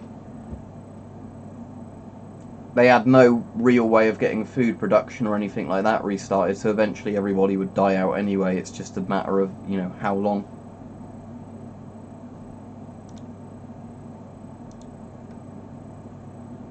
This even has a bit of a camo pattern on this one. It's quite cool. Brown and green kind of like pattern.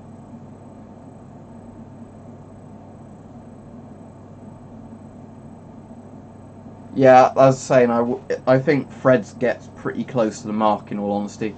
They could have all those draconian plans in place, but that would only last for so long. I think it would extend people's misery. You know, people might live a bit longer under a dictatorship post-nuclear, but I think everybody would eventually die off anyway in that sort of scenario. I don't know if they've got anything welded partway down the tube though, because they very well might have put like a little bit of metal in the front and back and then welded it. You never know. Hello, John. You alright?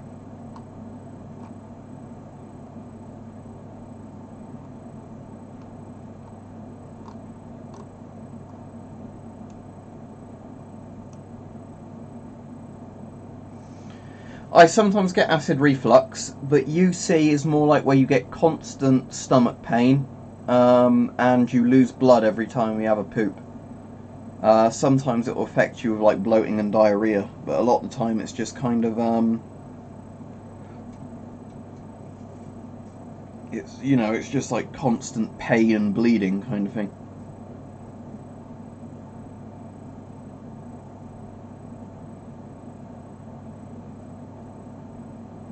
Depends on what sort of helmet you're looking for, XXX Carnage, but if it's a decent seller and it's the helmet you want, then sure.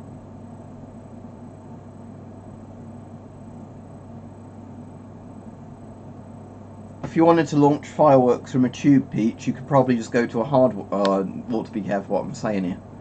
Yeah, okay. I'm gonna point to that, Peach, and not say any more.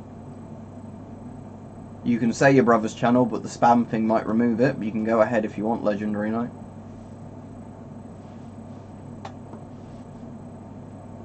But yeah, I've seen videos where there's people rioting.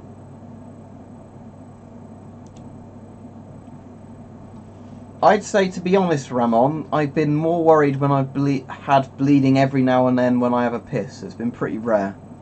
But when you've got something like ulcerative colitis and you know it's there, the bleeding doesn't worry you after a while. It only worries you if it gets really bad all of a sudden, you know, or the pain gets really intense. But, you know, every now and then if you take a piss and there's blood in your piss, that worries me a lot more. But the thing is, with most chronic illnesses, once you've had it for a while, you learn to accept it and live with it, because, you know, you can whinge about it, but, you know, it's not going to go away no matter what. So you need to just take your medication and deal with it.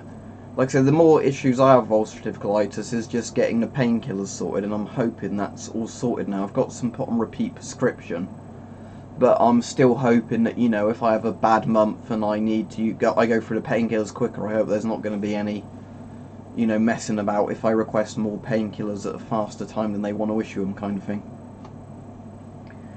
Ulcerative colitis, I think, is about 1 in 1,000 people get it. But when you get ulcerative colitis, it can be one of those things, you can be like me, and you can be quite lucky in the sense I respond to the medication, at least I'm on. Some people are really unlucky in the sense that they have it, they can be tried on all the medication and they won't respond to it, and then they have to have their colon removed and be given a stoma bag, or whatever it's called. I've been very lucky in the sense that I at least respond to the least disruptive of all the medications I can be put on. But the problem is, it's still incurable, and it's a case of managing it with medication. So there can be times, like at the moment, where it's been worse than it would be at other times, where you get what's called a flare-up, so the bleeding increases, your stomach pain increases, your urgency to keep going to the toilet increases. So I still stay on the same medication, so it's like they have to keep increasing your dose of the medication and it will calm down again. I'm on about ulcerative colitis, ARP Warden. I'll get you an article up on it if you're interested, just if you want to read about it. Here's an NHS page that probably puts it in quite plain English, more than Wikipedia would. They sell both real deactivated guns and repro ones. They'll say quite clearly if it's a repro.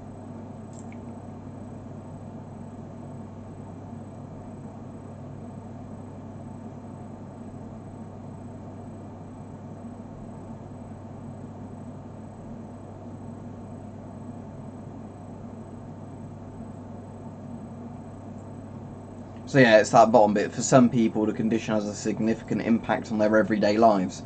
When I'm responding well to the medication and things like that, it's not too bad, in all honesty. You get used to it. The problem is when you get a flare-up and stuff like that, that's when it can get really bad for a bit. But there are some people, as I said, where they have to keep getting more and more medication and everything.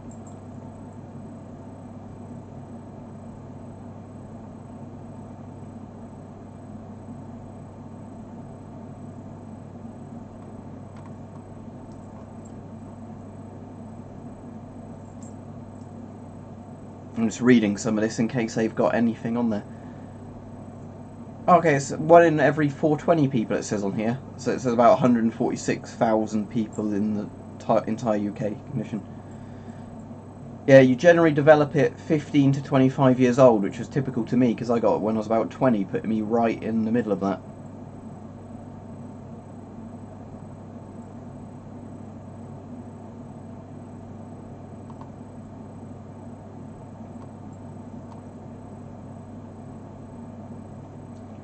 Yeah, so if I have a really bad flare-up, I'd need to be hospitalised for a while, but with my kind of flare-ups, I can generally just go on to higher doses of medication and painkillers and then be alright with it.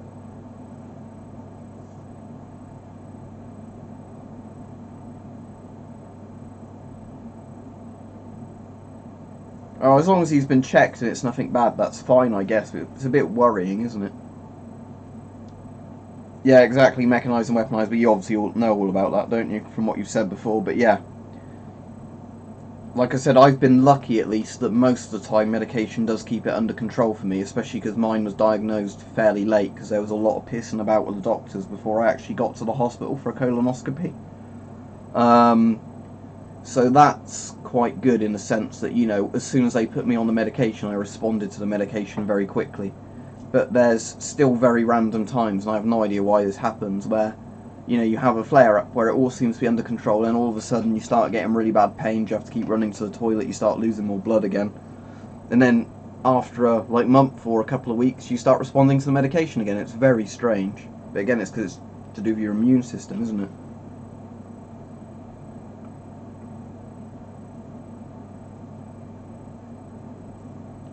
Yeah, Crohn's is like a more serious version of ulcerative colitis. They're like two very similar related things. They're both inflammatory bowel diseases. So yeah, I can completely sympathise with people with Crohn's, or Crohn's, however you pronounce it, because it's a very similar thing.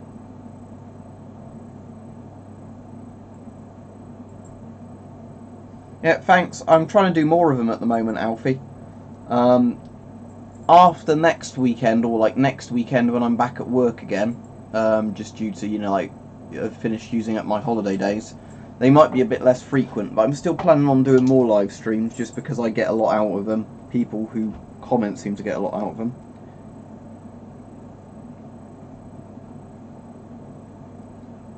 Seen one of my bodies? What do you mean by that? Sounds a bit creepy. Just, do you mean one of my videos? Videos, okay. Right, thank you, no less content. I'm glad you like all the random military crap up on the wall. As I say, one of your bodies, but what? You're on to me. How did you see them? They're meant to be dissolved. I couldn't live stream at work. My job's far too hectic for that. How could they use a rifle from 1947 in World War II, Alfie? Think about the name of it. Yeah, don't forget to like the live stream, everybody, thank you. Let me F5 and check how my like count and everything's going on.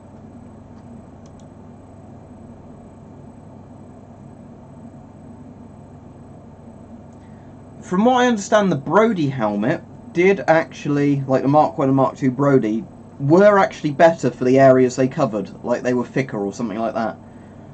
The Stahlhelms were a lot better and they gave your head more coverage. So it's kind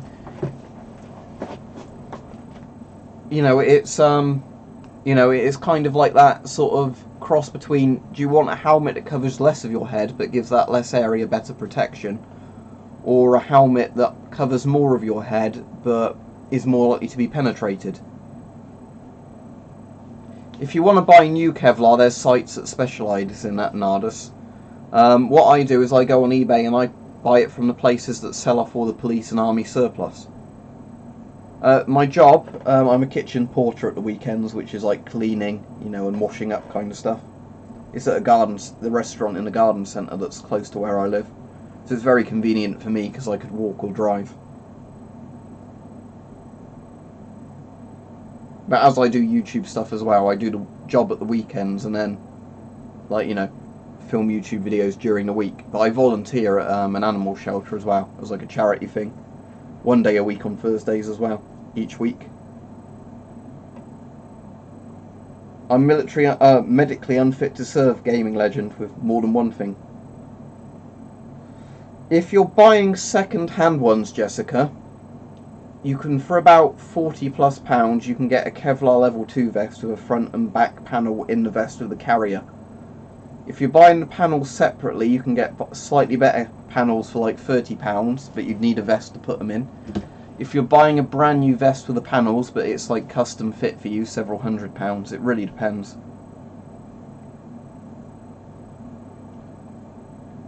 Oh, if your forge is working reliably, good luck with that, Richard.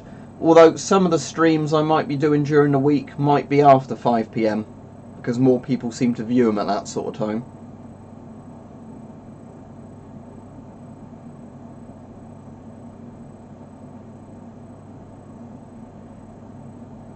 Yeah, I mean, our dishwasher isn't actually in the same bit as the kitchen, but yeah, when it's a busy day, you might be, you know, taking £4,000+ worth of orders and coffees and things like that, so that's a lot of washing up. As I said, it's close to where I live, so it's a good job in that sense, because, you know, I have no commute time, basically, for my job, which is what I like. no stress. In that, well, it's going to be stressful in the job itself, but no stress in terms of getting to and from work. But yeah, I like animals, so I like volunteering, because, you know, I like animals more than people, really, so.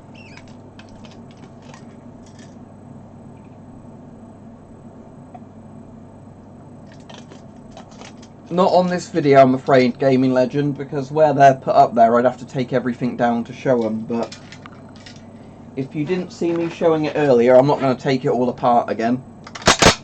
There's an M1 carbine from World War II. It's deactivated.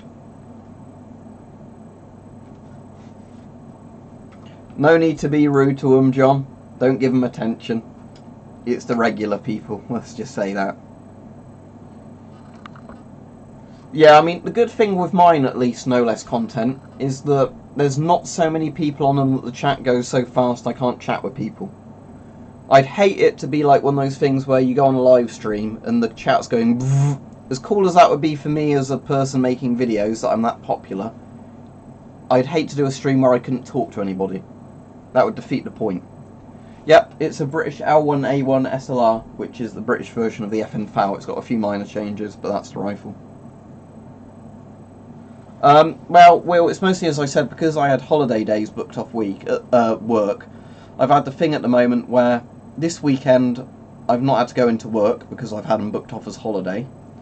So I've had, up until next weekend, I won't be at work other than the volunteering stuff and doing other stuff. And I've got quite ahead filming YouTube videos. So I've just had loads of spare time on my hands. So I wanted to do it doing streams rather than just sitting on my arse playing games or watching films for a lot of it. Because if I make the time to do the streams, I can do the streams. Right, cheers Gaming Legend. Hopefully you keep getting notifications. Because some people sub to me, they click the bell, and then they don't get notifications. I put a bit of milk in my tea, but not much. I like tea and coffee to be quite strong, but I do like a little bit of milk in there, but no sugar.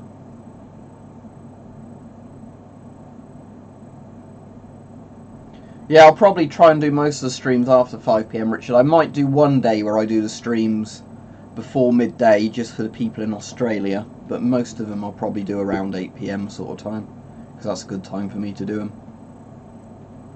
Alright, if your phone battery's about to die, John, see ya. Okay, so it's not too late for people in Australia then at the moment. Oh, Austria, sorry, yeah.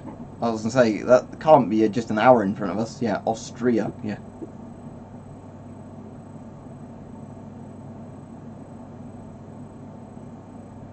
I might read that. I haven't actually read that, but I'm quite interested in George Orwell's opinion on tea. Now, I watch Game of Thrones in the morning. I'm not a massive Game of Thrones fan, but I will watch the latest episode in the morning, just so. I've watched so much of it now, I might as well finish it off.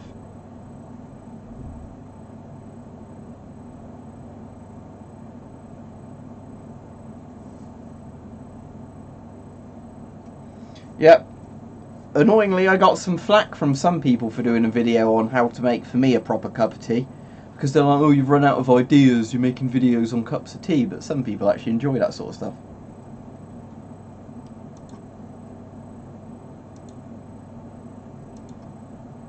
Sorry, Voodoo, I'm not into that sort of stuff. Goodbye.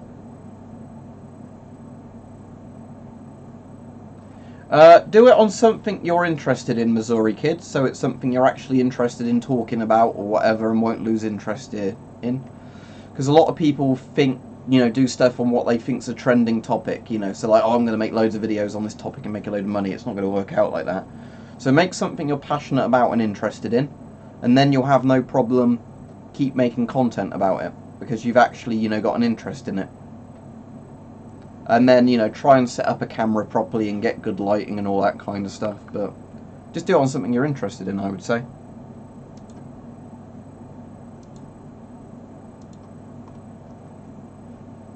Sorry, my nose is getting itchy now. It's because I'm like an hour and 34 minutes into the stream. So, it's playing up and being itchy. Streamer's itch. I think it's a medical condition.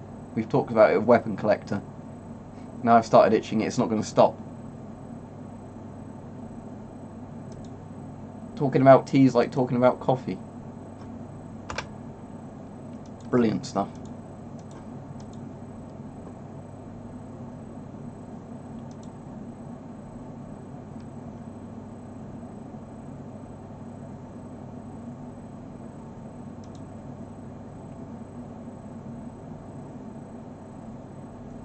Not that I'd know of. I'm in the UK, obviously, so 100 USD would be different in pounds sterling. That would be like, was that £70? But no, I don't think you'd ever get a World War II gun under £70 unless it's really badly broken. That's a short magazine Lee Enfield #1 Mark III. I don't have an M1 Garand. I've got, I like YouTube, an M1 carbine, US World War II M1 carbine, but I don't have an M1 Garand. That's a FOW there, an L1A1 SLR. I also have an RPK and a PPSH, but I'm not going to get them out for this stream, they're down there. If I found a way I could wall mount those, I would, so people could see them, but because I don't think... The RPK I could wall mount, potentially, because I used to have that where the Lee Enfield was. But the PPSH, because of the drum mag, wouldn't really wall mount unless I took the drum mag out of it, and then I don't think it would look as good. Hot chocolate as well, but hot chocolate can sometimes upset my ulcerative colitis, unlike tea and coffee, so I tend not to drink it as much. Yeah, I like Downfall. Downfall's a good film. Der Untergang, isn't it, the German name for it? Bloke died from that recently, didn't he, who played Hitler, which was a shame. But yeah, I like all the sort of realistic war films, even if they're pretty depressing. I think they're a lot more accurate, aren't they? The thing is, there's like the more fun, silly war films I like for watching for a, an enjoyment factor. But I enjoy the more realistic films, from the interest in history kind of perspective, because they're more like what it was like.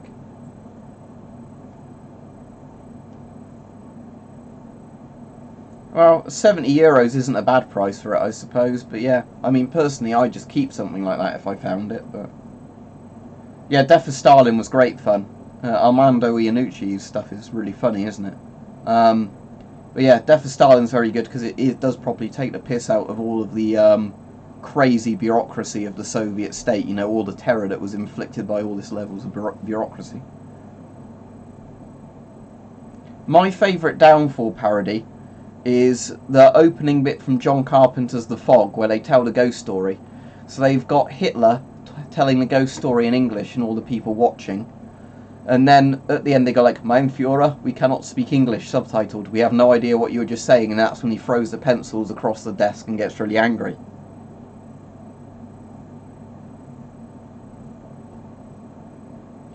The RPK cost me £195, but it's because it was in damaged condition. But it was only damaged in the sense the wood was a bit battered and it was a bit rusty in places, which I think adds to the character of an AK.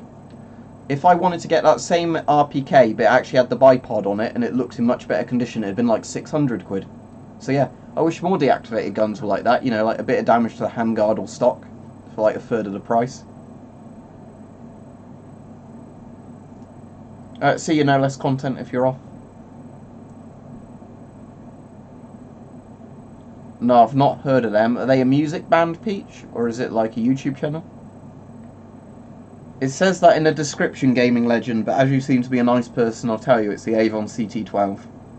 I'm not going to get it out though on this stream, but I've done plenty of videos on it.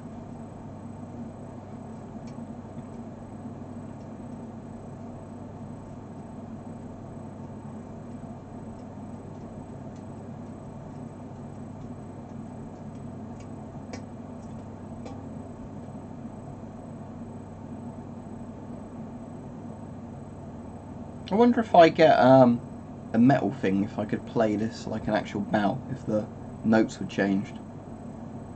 No, the SHMS is my favourite Soviet mask, Johnson. It's not my favourite mask.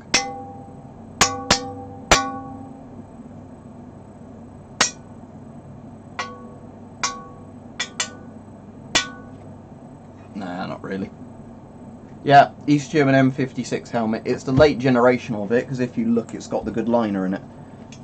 Which the string in the liner I really need to tighten actually, but hang on a second, I'll do that in a minute. But yeah, it's an East German M56 helmet.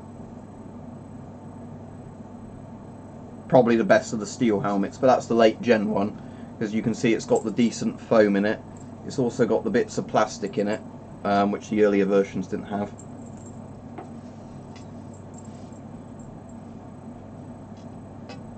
Anyway, let's get the string done up properly, unlike at the moment.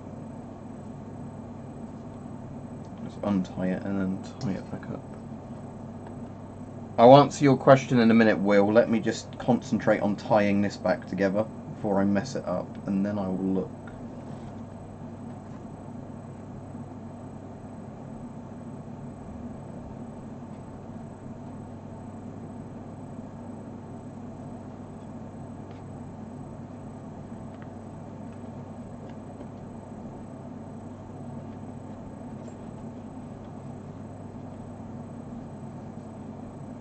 Okay, and I'll just double knot this. Now I've done a load of different types of knots, and it should hopefully stay in place a bit better than it was before. Hopefully, maybe.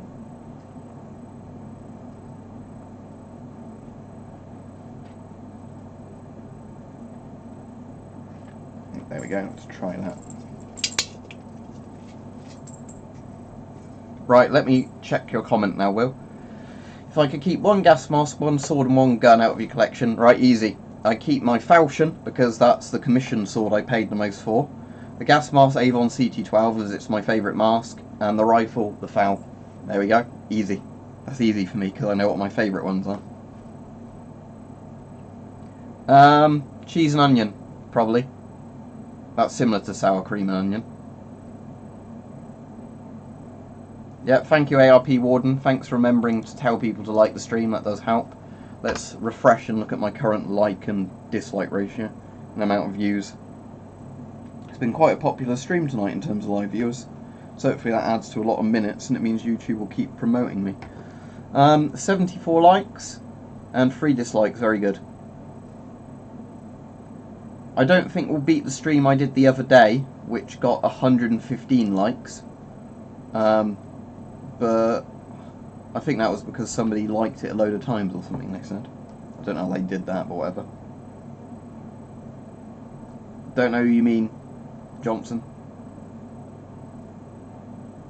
Oh, okay. If it's that person, yeah, he's gone. If he was the person who started rambling on about religious stuff non-stop, that's why he went, because he couldn't follow that rule. Because that just starts arguments with people. So we don't like it when people, you know, keep chatting about politics when they're politely asked not to, or religion, because they're doing it to start an argument most of the time.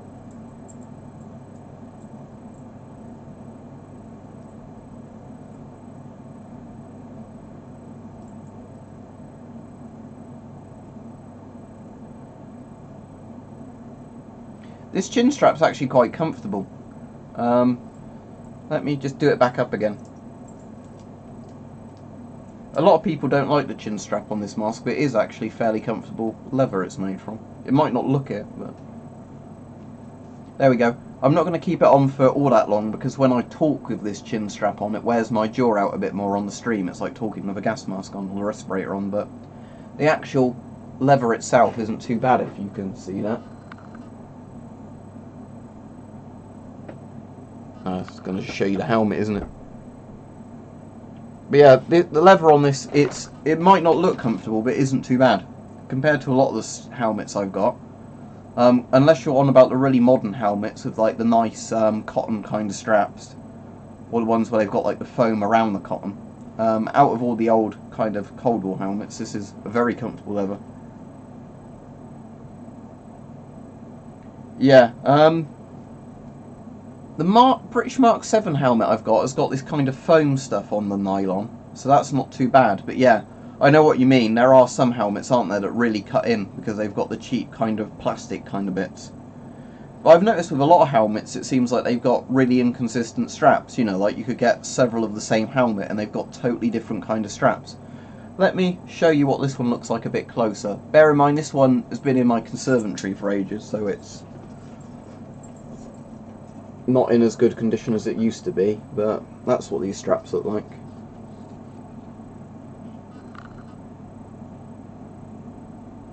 If it's in frame.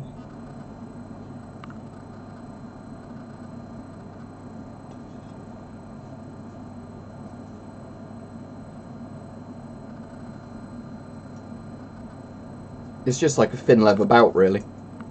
And that's kind of like suede kind of stuff. That's fairly comfortable. Out of all of the Cold War helmets I've got, this definitely has the best liner. I have a feeling, let me just check this up, that the very slimly produced British Mark V helmets. I think it has a very similar liner to those. Let me have a quick look.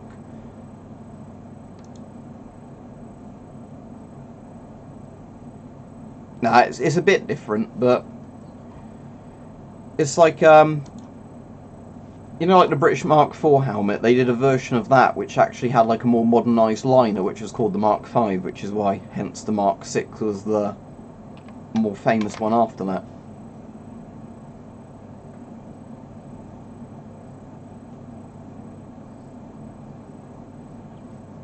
Yeah, the East Germans actually had fairly good equipment, because it was like Soviet stuff, but made to a very good quality control.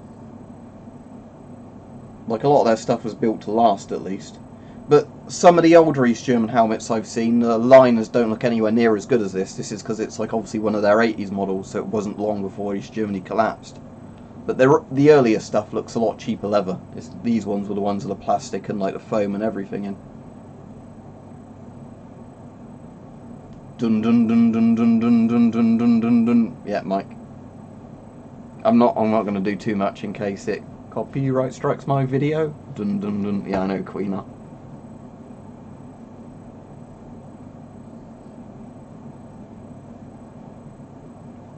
Yeah, I haven't seen that Bohemian Rhapsody film about Queen, but I definitely know Queen. What's my favourite Queen song other than Flash? I quite like Lazing on a Sunday Afternoon or whatever it's called, but that's not a not typical of their music, is it? There's obviously like Another One Bites the Dust, We Will Rock You. Yeah, there's loads of good Queen music. Have you seen that advert, Mike, for I think it's Flash Cleaner? And they have that, but it's with the lyrics changed to be about cleaning. But it annoys me because every time that advert goes on, then Flash gets stuck in my head, and I want to watch the film again. I haven't listened to Slipknot Peach, although people keep going, that's Sid Wilson's gas mask on all my videos.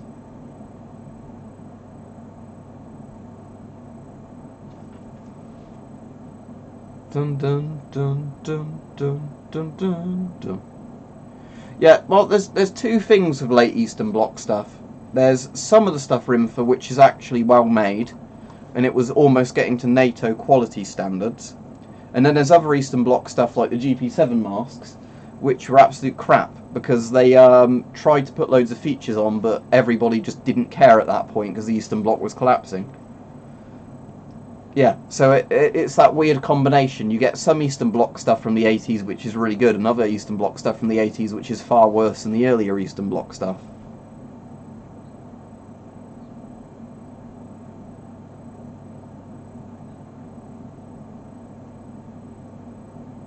I'll have to check Highlander out then if it's Queen soundtrack, because I remember watching it and getting bored. Is that the one where Sean Connery does a really bad Spanish accent and doesn't sound Spanish? Or Italian or something? Biggest YouTubers I watch are probably things like Forgotten Weapons and Paul Harrell, but they're not that big. Maybe Ashens would be the biggest, I think, at a stretch. I very occasionally watch a PewDiePie video, but not all that often. So no, not really on big YouTubers.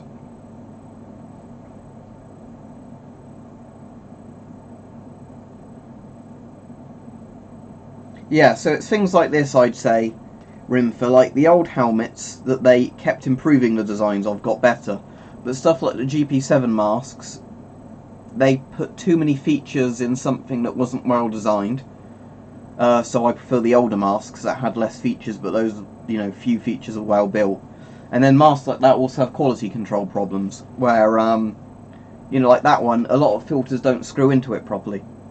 The particular one I've got, because whoever put the filter thread in didn't quite do it right, and then they didn't care because it was late 80s Soviet, and you know, they probably didn't like having to queue in the bread lines and everything else.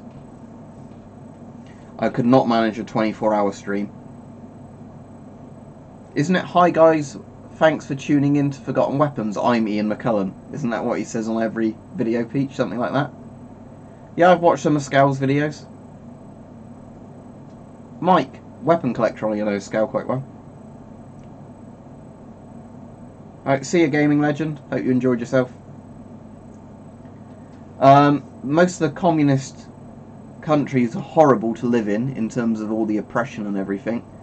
That's not to say everything about the communist system was bad, because at least people did have the basics. So if you're a very poor person, you'd have probably done better under communism. But for most people, you know, you had to worry about your neighbours informing on you, people being disappeared, you know, not enough food, not enough medical services. Again, I don't want to get too political, because otherwise I'm going to be moaning about communism non-stop.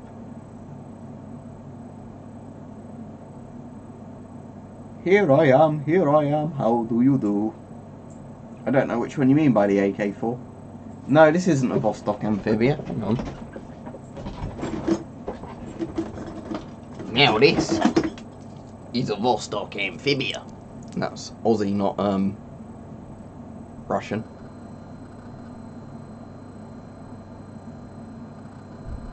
It started moving again because I've taken it out of the drawer, and that doing that gets the action moving again.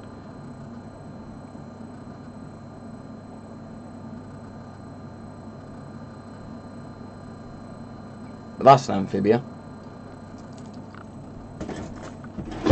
But my actual watch I've bought now as an EDC watch is an Orient Mako 2, which is a dive watch, but it's a bit higher quality than an Amphibia. But it's still a sensibly priced one. It's not like buying a Rolex. If it focuses, come on. Is it gonna want to focus? There we go. Oh, it's lost focus again.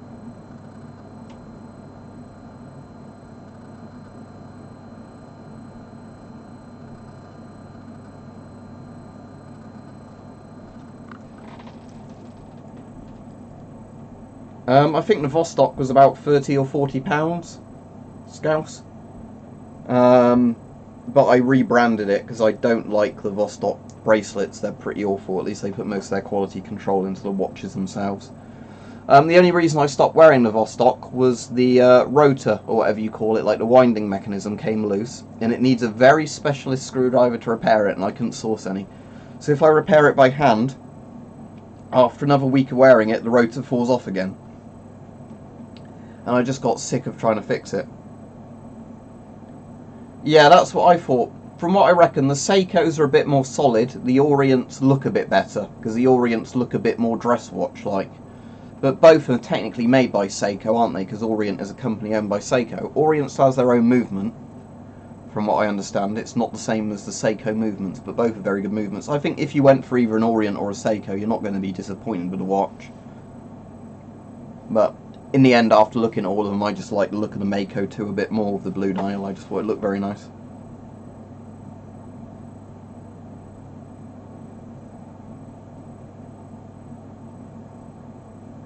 It's a shitter.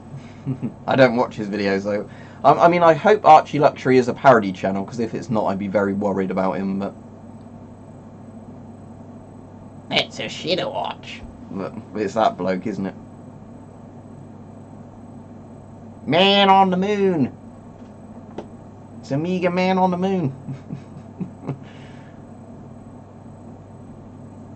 Well, if it's the actual Russian army, as in the Soviet Red Army versus an American population just with guns, then the Soviet army. But if it's Soviets invading the US, fighting the US army and armed US citizens, then the US would win. Yeah, Rimfer knows what he's on about. I've not watched his channel in ages. I used to watch it now and again for a laugh.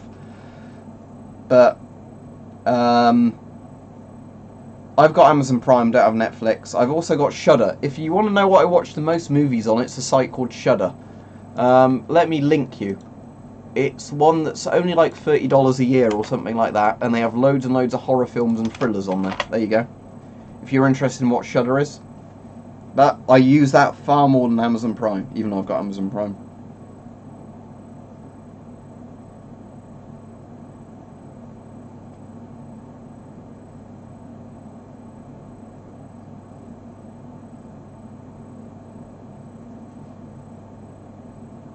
Yeah, thank you, Constantine. Like the stream. What's Operation Bag Ration? Then let me look it up. Alright, cool, Richard. I'll be on for another 5 or so minutes, and then it will have been a 2-hour stream, and that will do me for today, because the room's 26.5 degrees at the moment. Oh dear. I want an ice cream. Oh, it was a bit of World War Two. Well, we know the Soviets won World War Two, but that's World War Two. If Operation Unthinkable happened, I think the Soviets would have actually won that. But the point is, the Soviet Union, the Red Army in the sort of 70s or 80s, did not have the logistics to invade America, defeat all of the US Army and other Allied armies, or NATO armies, and defeat the US populace on their own soil. It would have been impossible. Yeah, that's a shame, because Shudder wasn't in the UK for a while, and it's in the UK now, but it's still one of those sites like Netflix and Amazon, where the UK version has less movies than the US one, which is a real shame. There's still a lot on there and a lot of good content, but it is annoying that, again, if I was in the US, there'd be like twice as many films on it. Yeah, the thing is though, Amazon Prime, you get next day delivery. That's why we have it, for the next day delivery. So the film was being included as a bonus. But yeah, if I had the choice between Netflix and Prime on its own for the same price, like Prime Video, then I would personally go with Netflix probably. But because, like, you know, you get next day delivery and a lot of other features of Amazon Prime's better, I'd say. Yep, East German M56. Traffic cone helmet.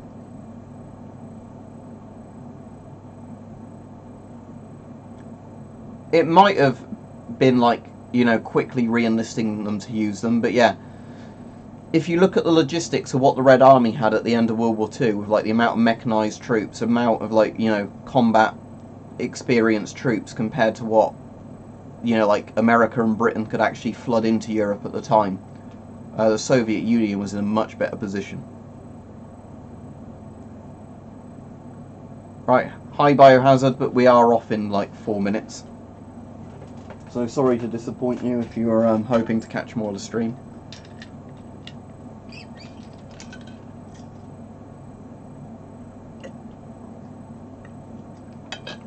Was East German Airborne the FJB-40? Because they were very good, weren't they? I watched some of their training videos, and some of their training was pretty intense, but I don't even know what West Germany's airborne troops were. Yeah, happy Easter to you as well. Yeah, it was probably only until America didn't overtake the USSR as being more powerful, I wouldn't say, until like the 60s or 70s. When the USSR started to lose a lot of the power, I'd say, was when a lot more of the warfare was done, you know, using computers, because Soviet computer technology was not as good as US technology in that regard. But in terms of like early Cold War tanks and mechanized vehicles and stuff like that, I'd say the Warsaw Pact definitely had the edge, yeah. That's pretty cool. So you can keep your head warm while wearing a helmet over the top. That's very cool. That's typical Soviet resourcefulness, isn't it, or Russian resourcefulness. I've seen the things about the tanks that have all the cameras and like little screens on them, but that's still not going to hide it from thermal or anything like that, is it? And in all the pictures where they were saying about how well hidden it is of all that stuff, it still looked really obvious to me, because you could still see like an outline, even if, you know, you had like a blurry kind of thing where it showed what was behind it. You could still see the outline of the tank because there weren't, you know, monitors all around the tank completely, so there was still an outline, and you'd still hear the engine and everything, wouldn't you? So it seems a bit pointless to me.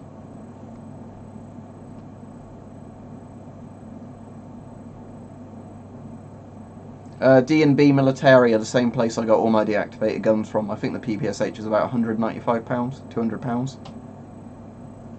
Bayonets are legal in the UK, if you're asking about the UK, as long as you don't attack anybody with them or carry them around with you on the street.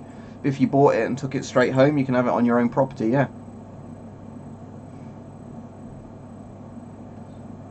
Yeah, I mean, I think tanks personally are going to see a lot less roles. I think armoured fighting vehicles are probably going to have more uses than tanks soon, because they're probably better on fuel. You can transport troops with them. You know, with modern missiles and stuff like that, you can probably put them on there and still make them useful against enemy tanks. In the remake, that one, the GP7, in the original, I think it's an Acme Clear Vision or something like that it's called. It's an Acme Industrial Mask in the original.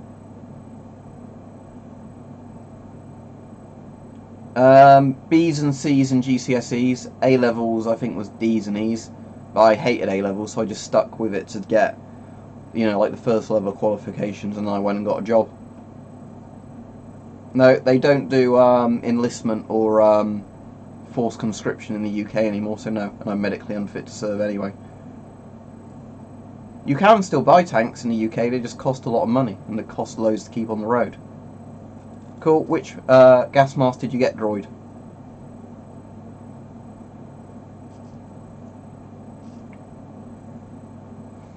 Yeah. Weapon Collector, if you've seen on his wall, has one of the guns China intended to be sold to the US market, and then couldn't really sell it to the US market because of all the laws that changed. The Type 86S or whatever it is, which is like a weird AK bullpup thing. Eventually they'll find alternatives to oil. I think they could probably fully synthesize oil at some point, if you mean as in like gasoline, petroleum, diesel kind of stuff. Because if you mean oil as in engine oil, they already do fully synthetic oil, but that's quite cool. So it can trick it into looking like a car or whatever.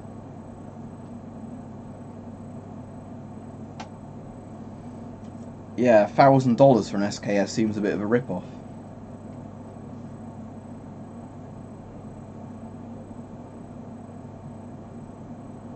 Alright, cool, Peach.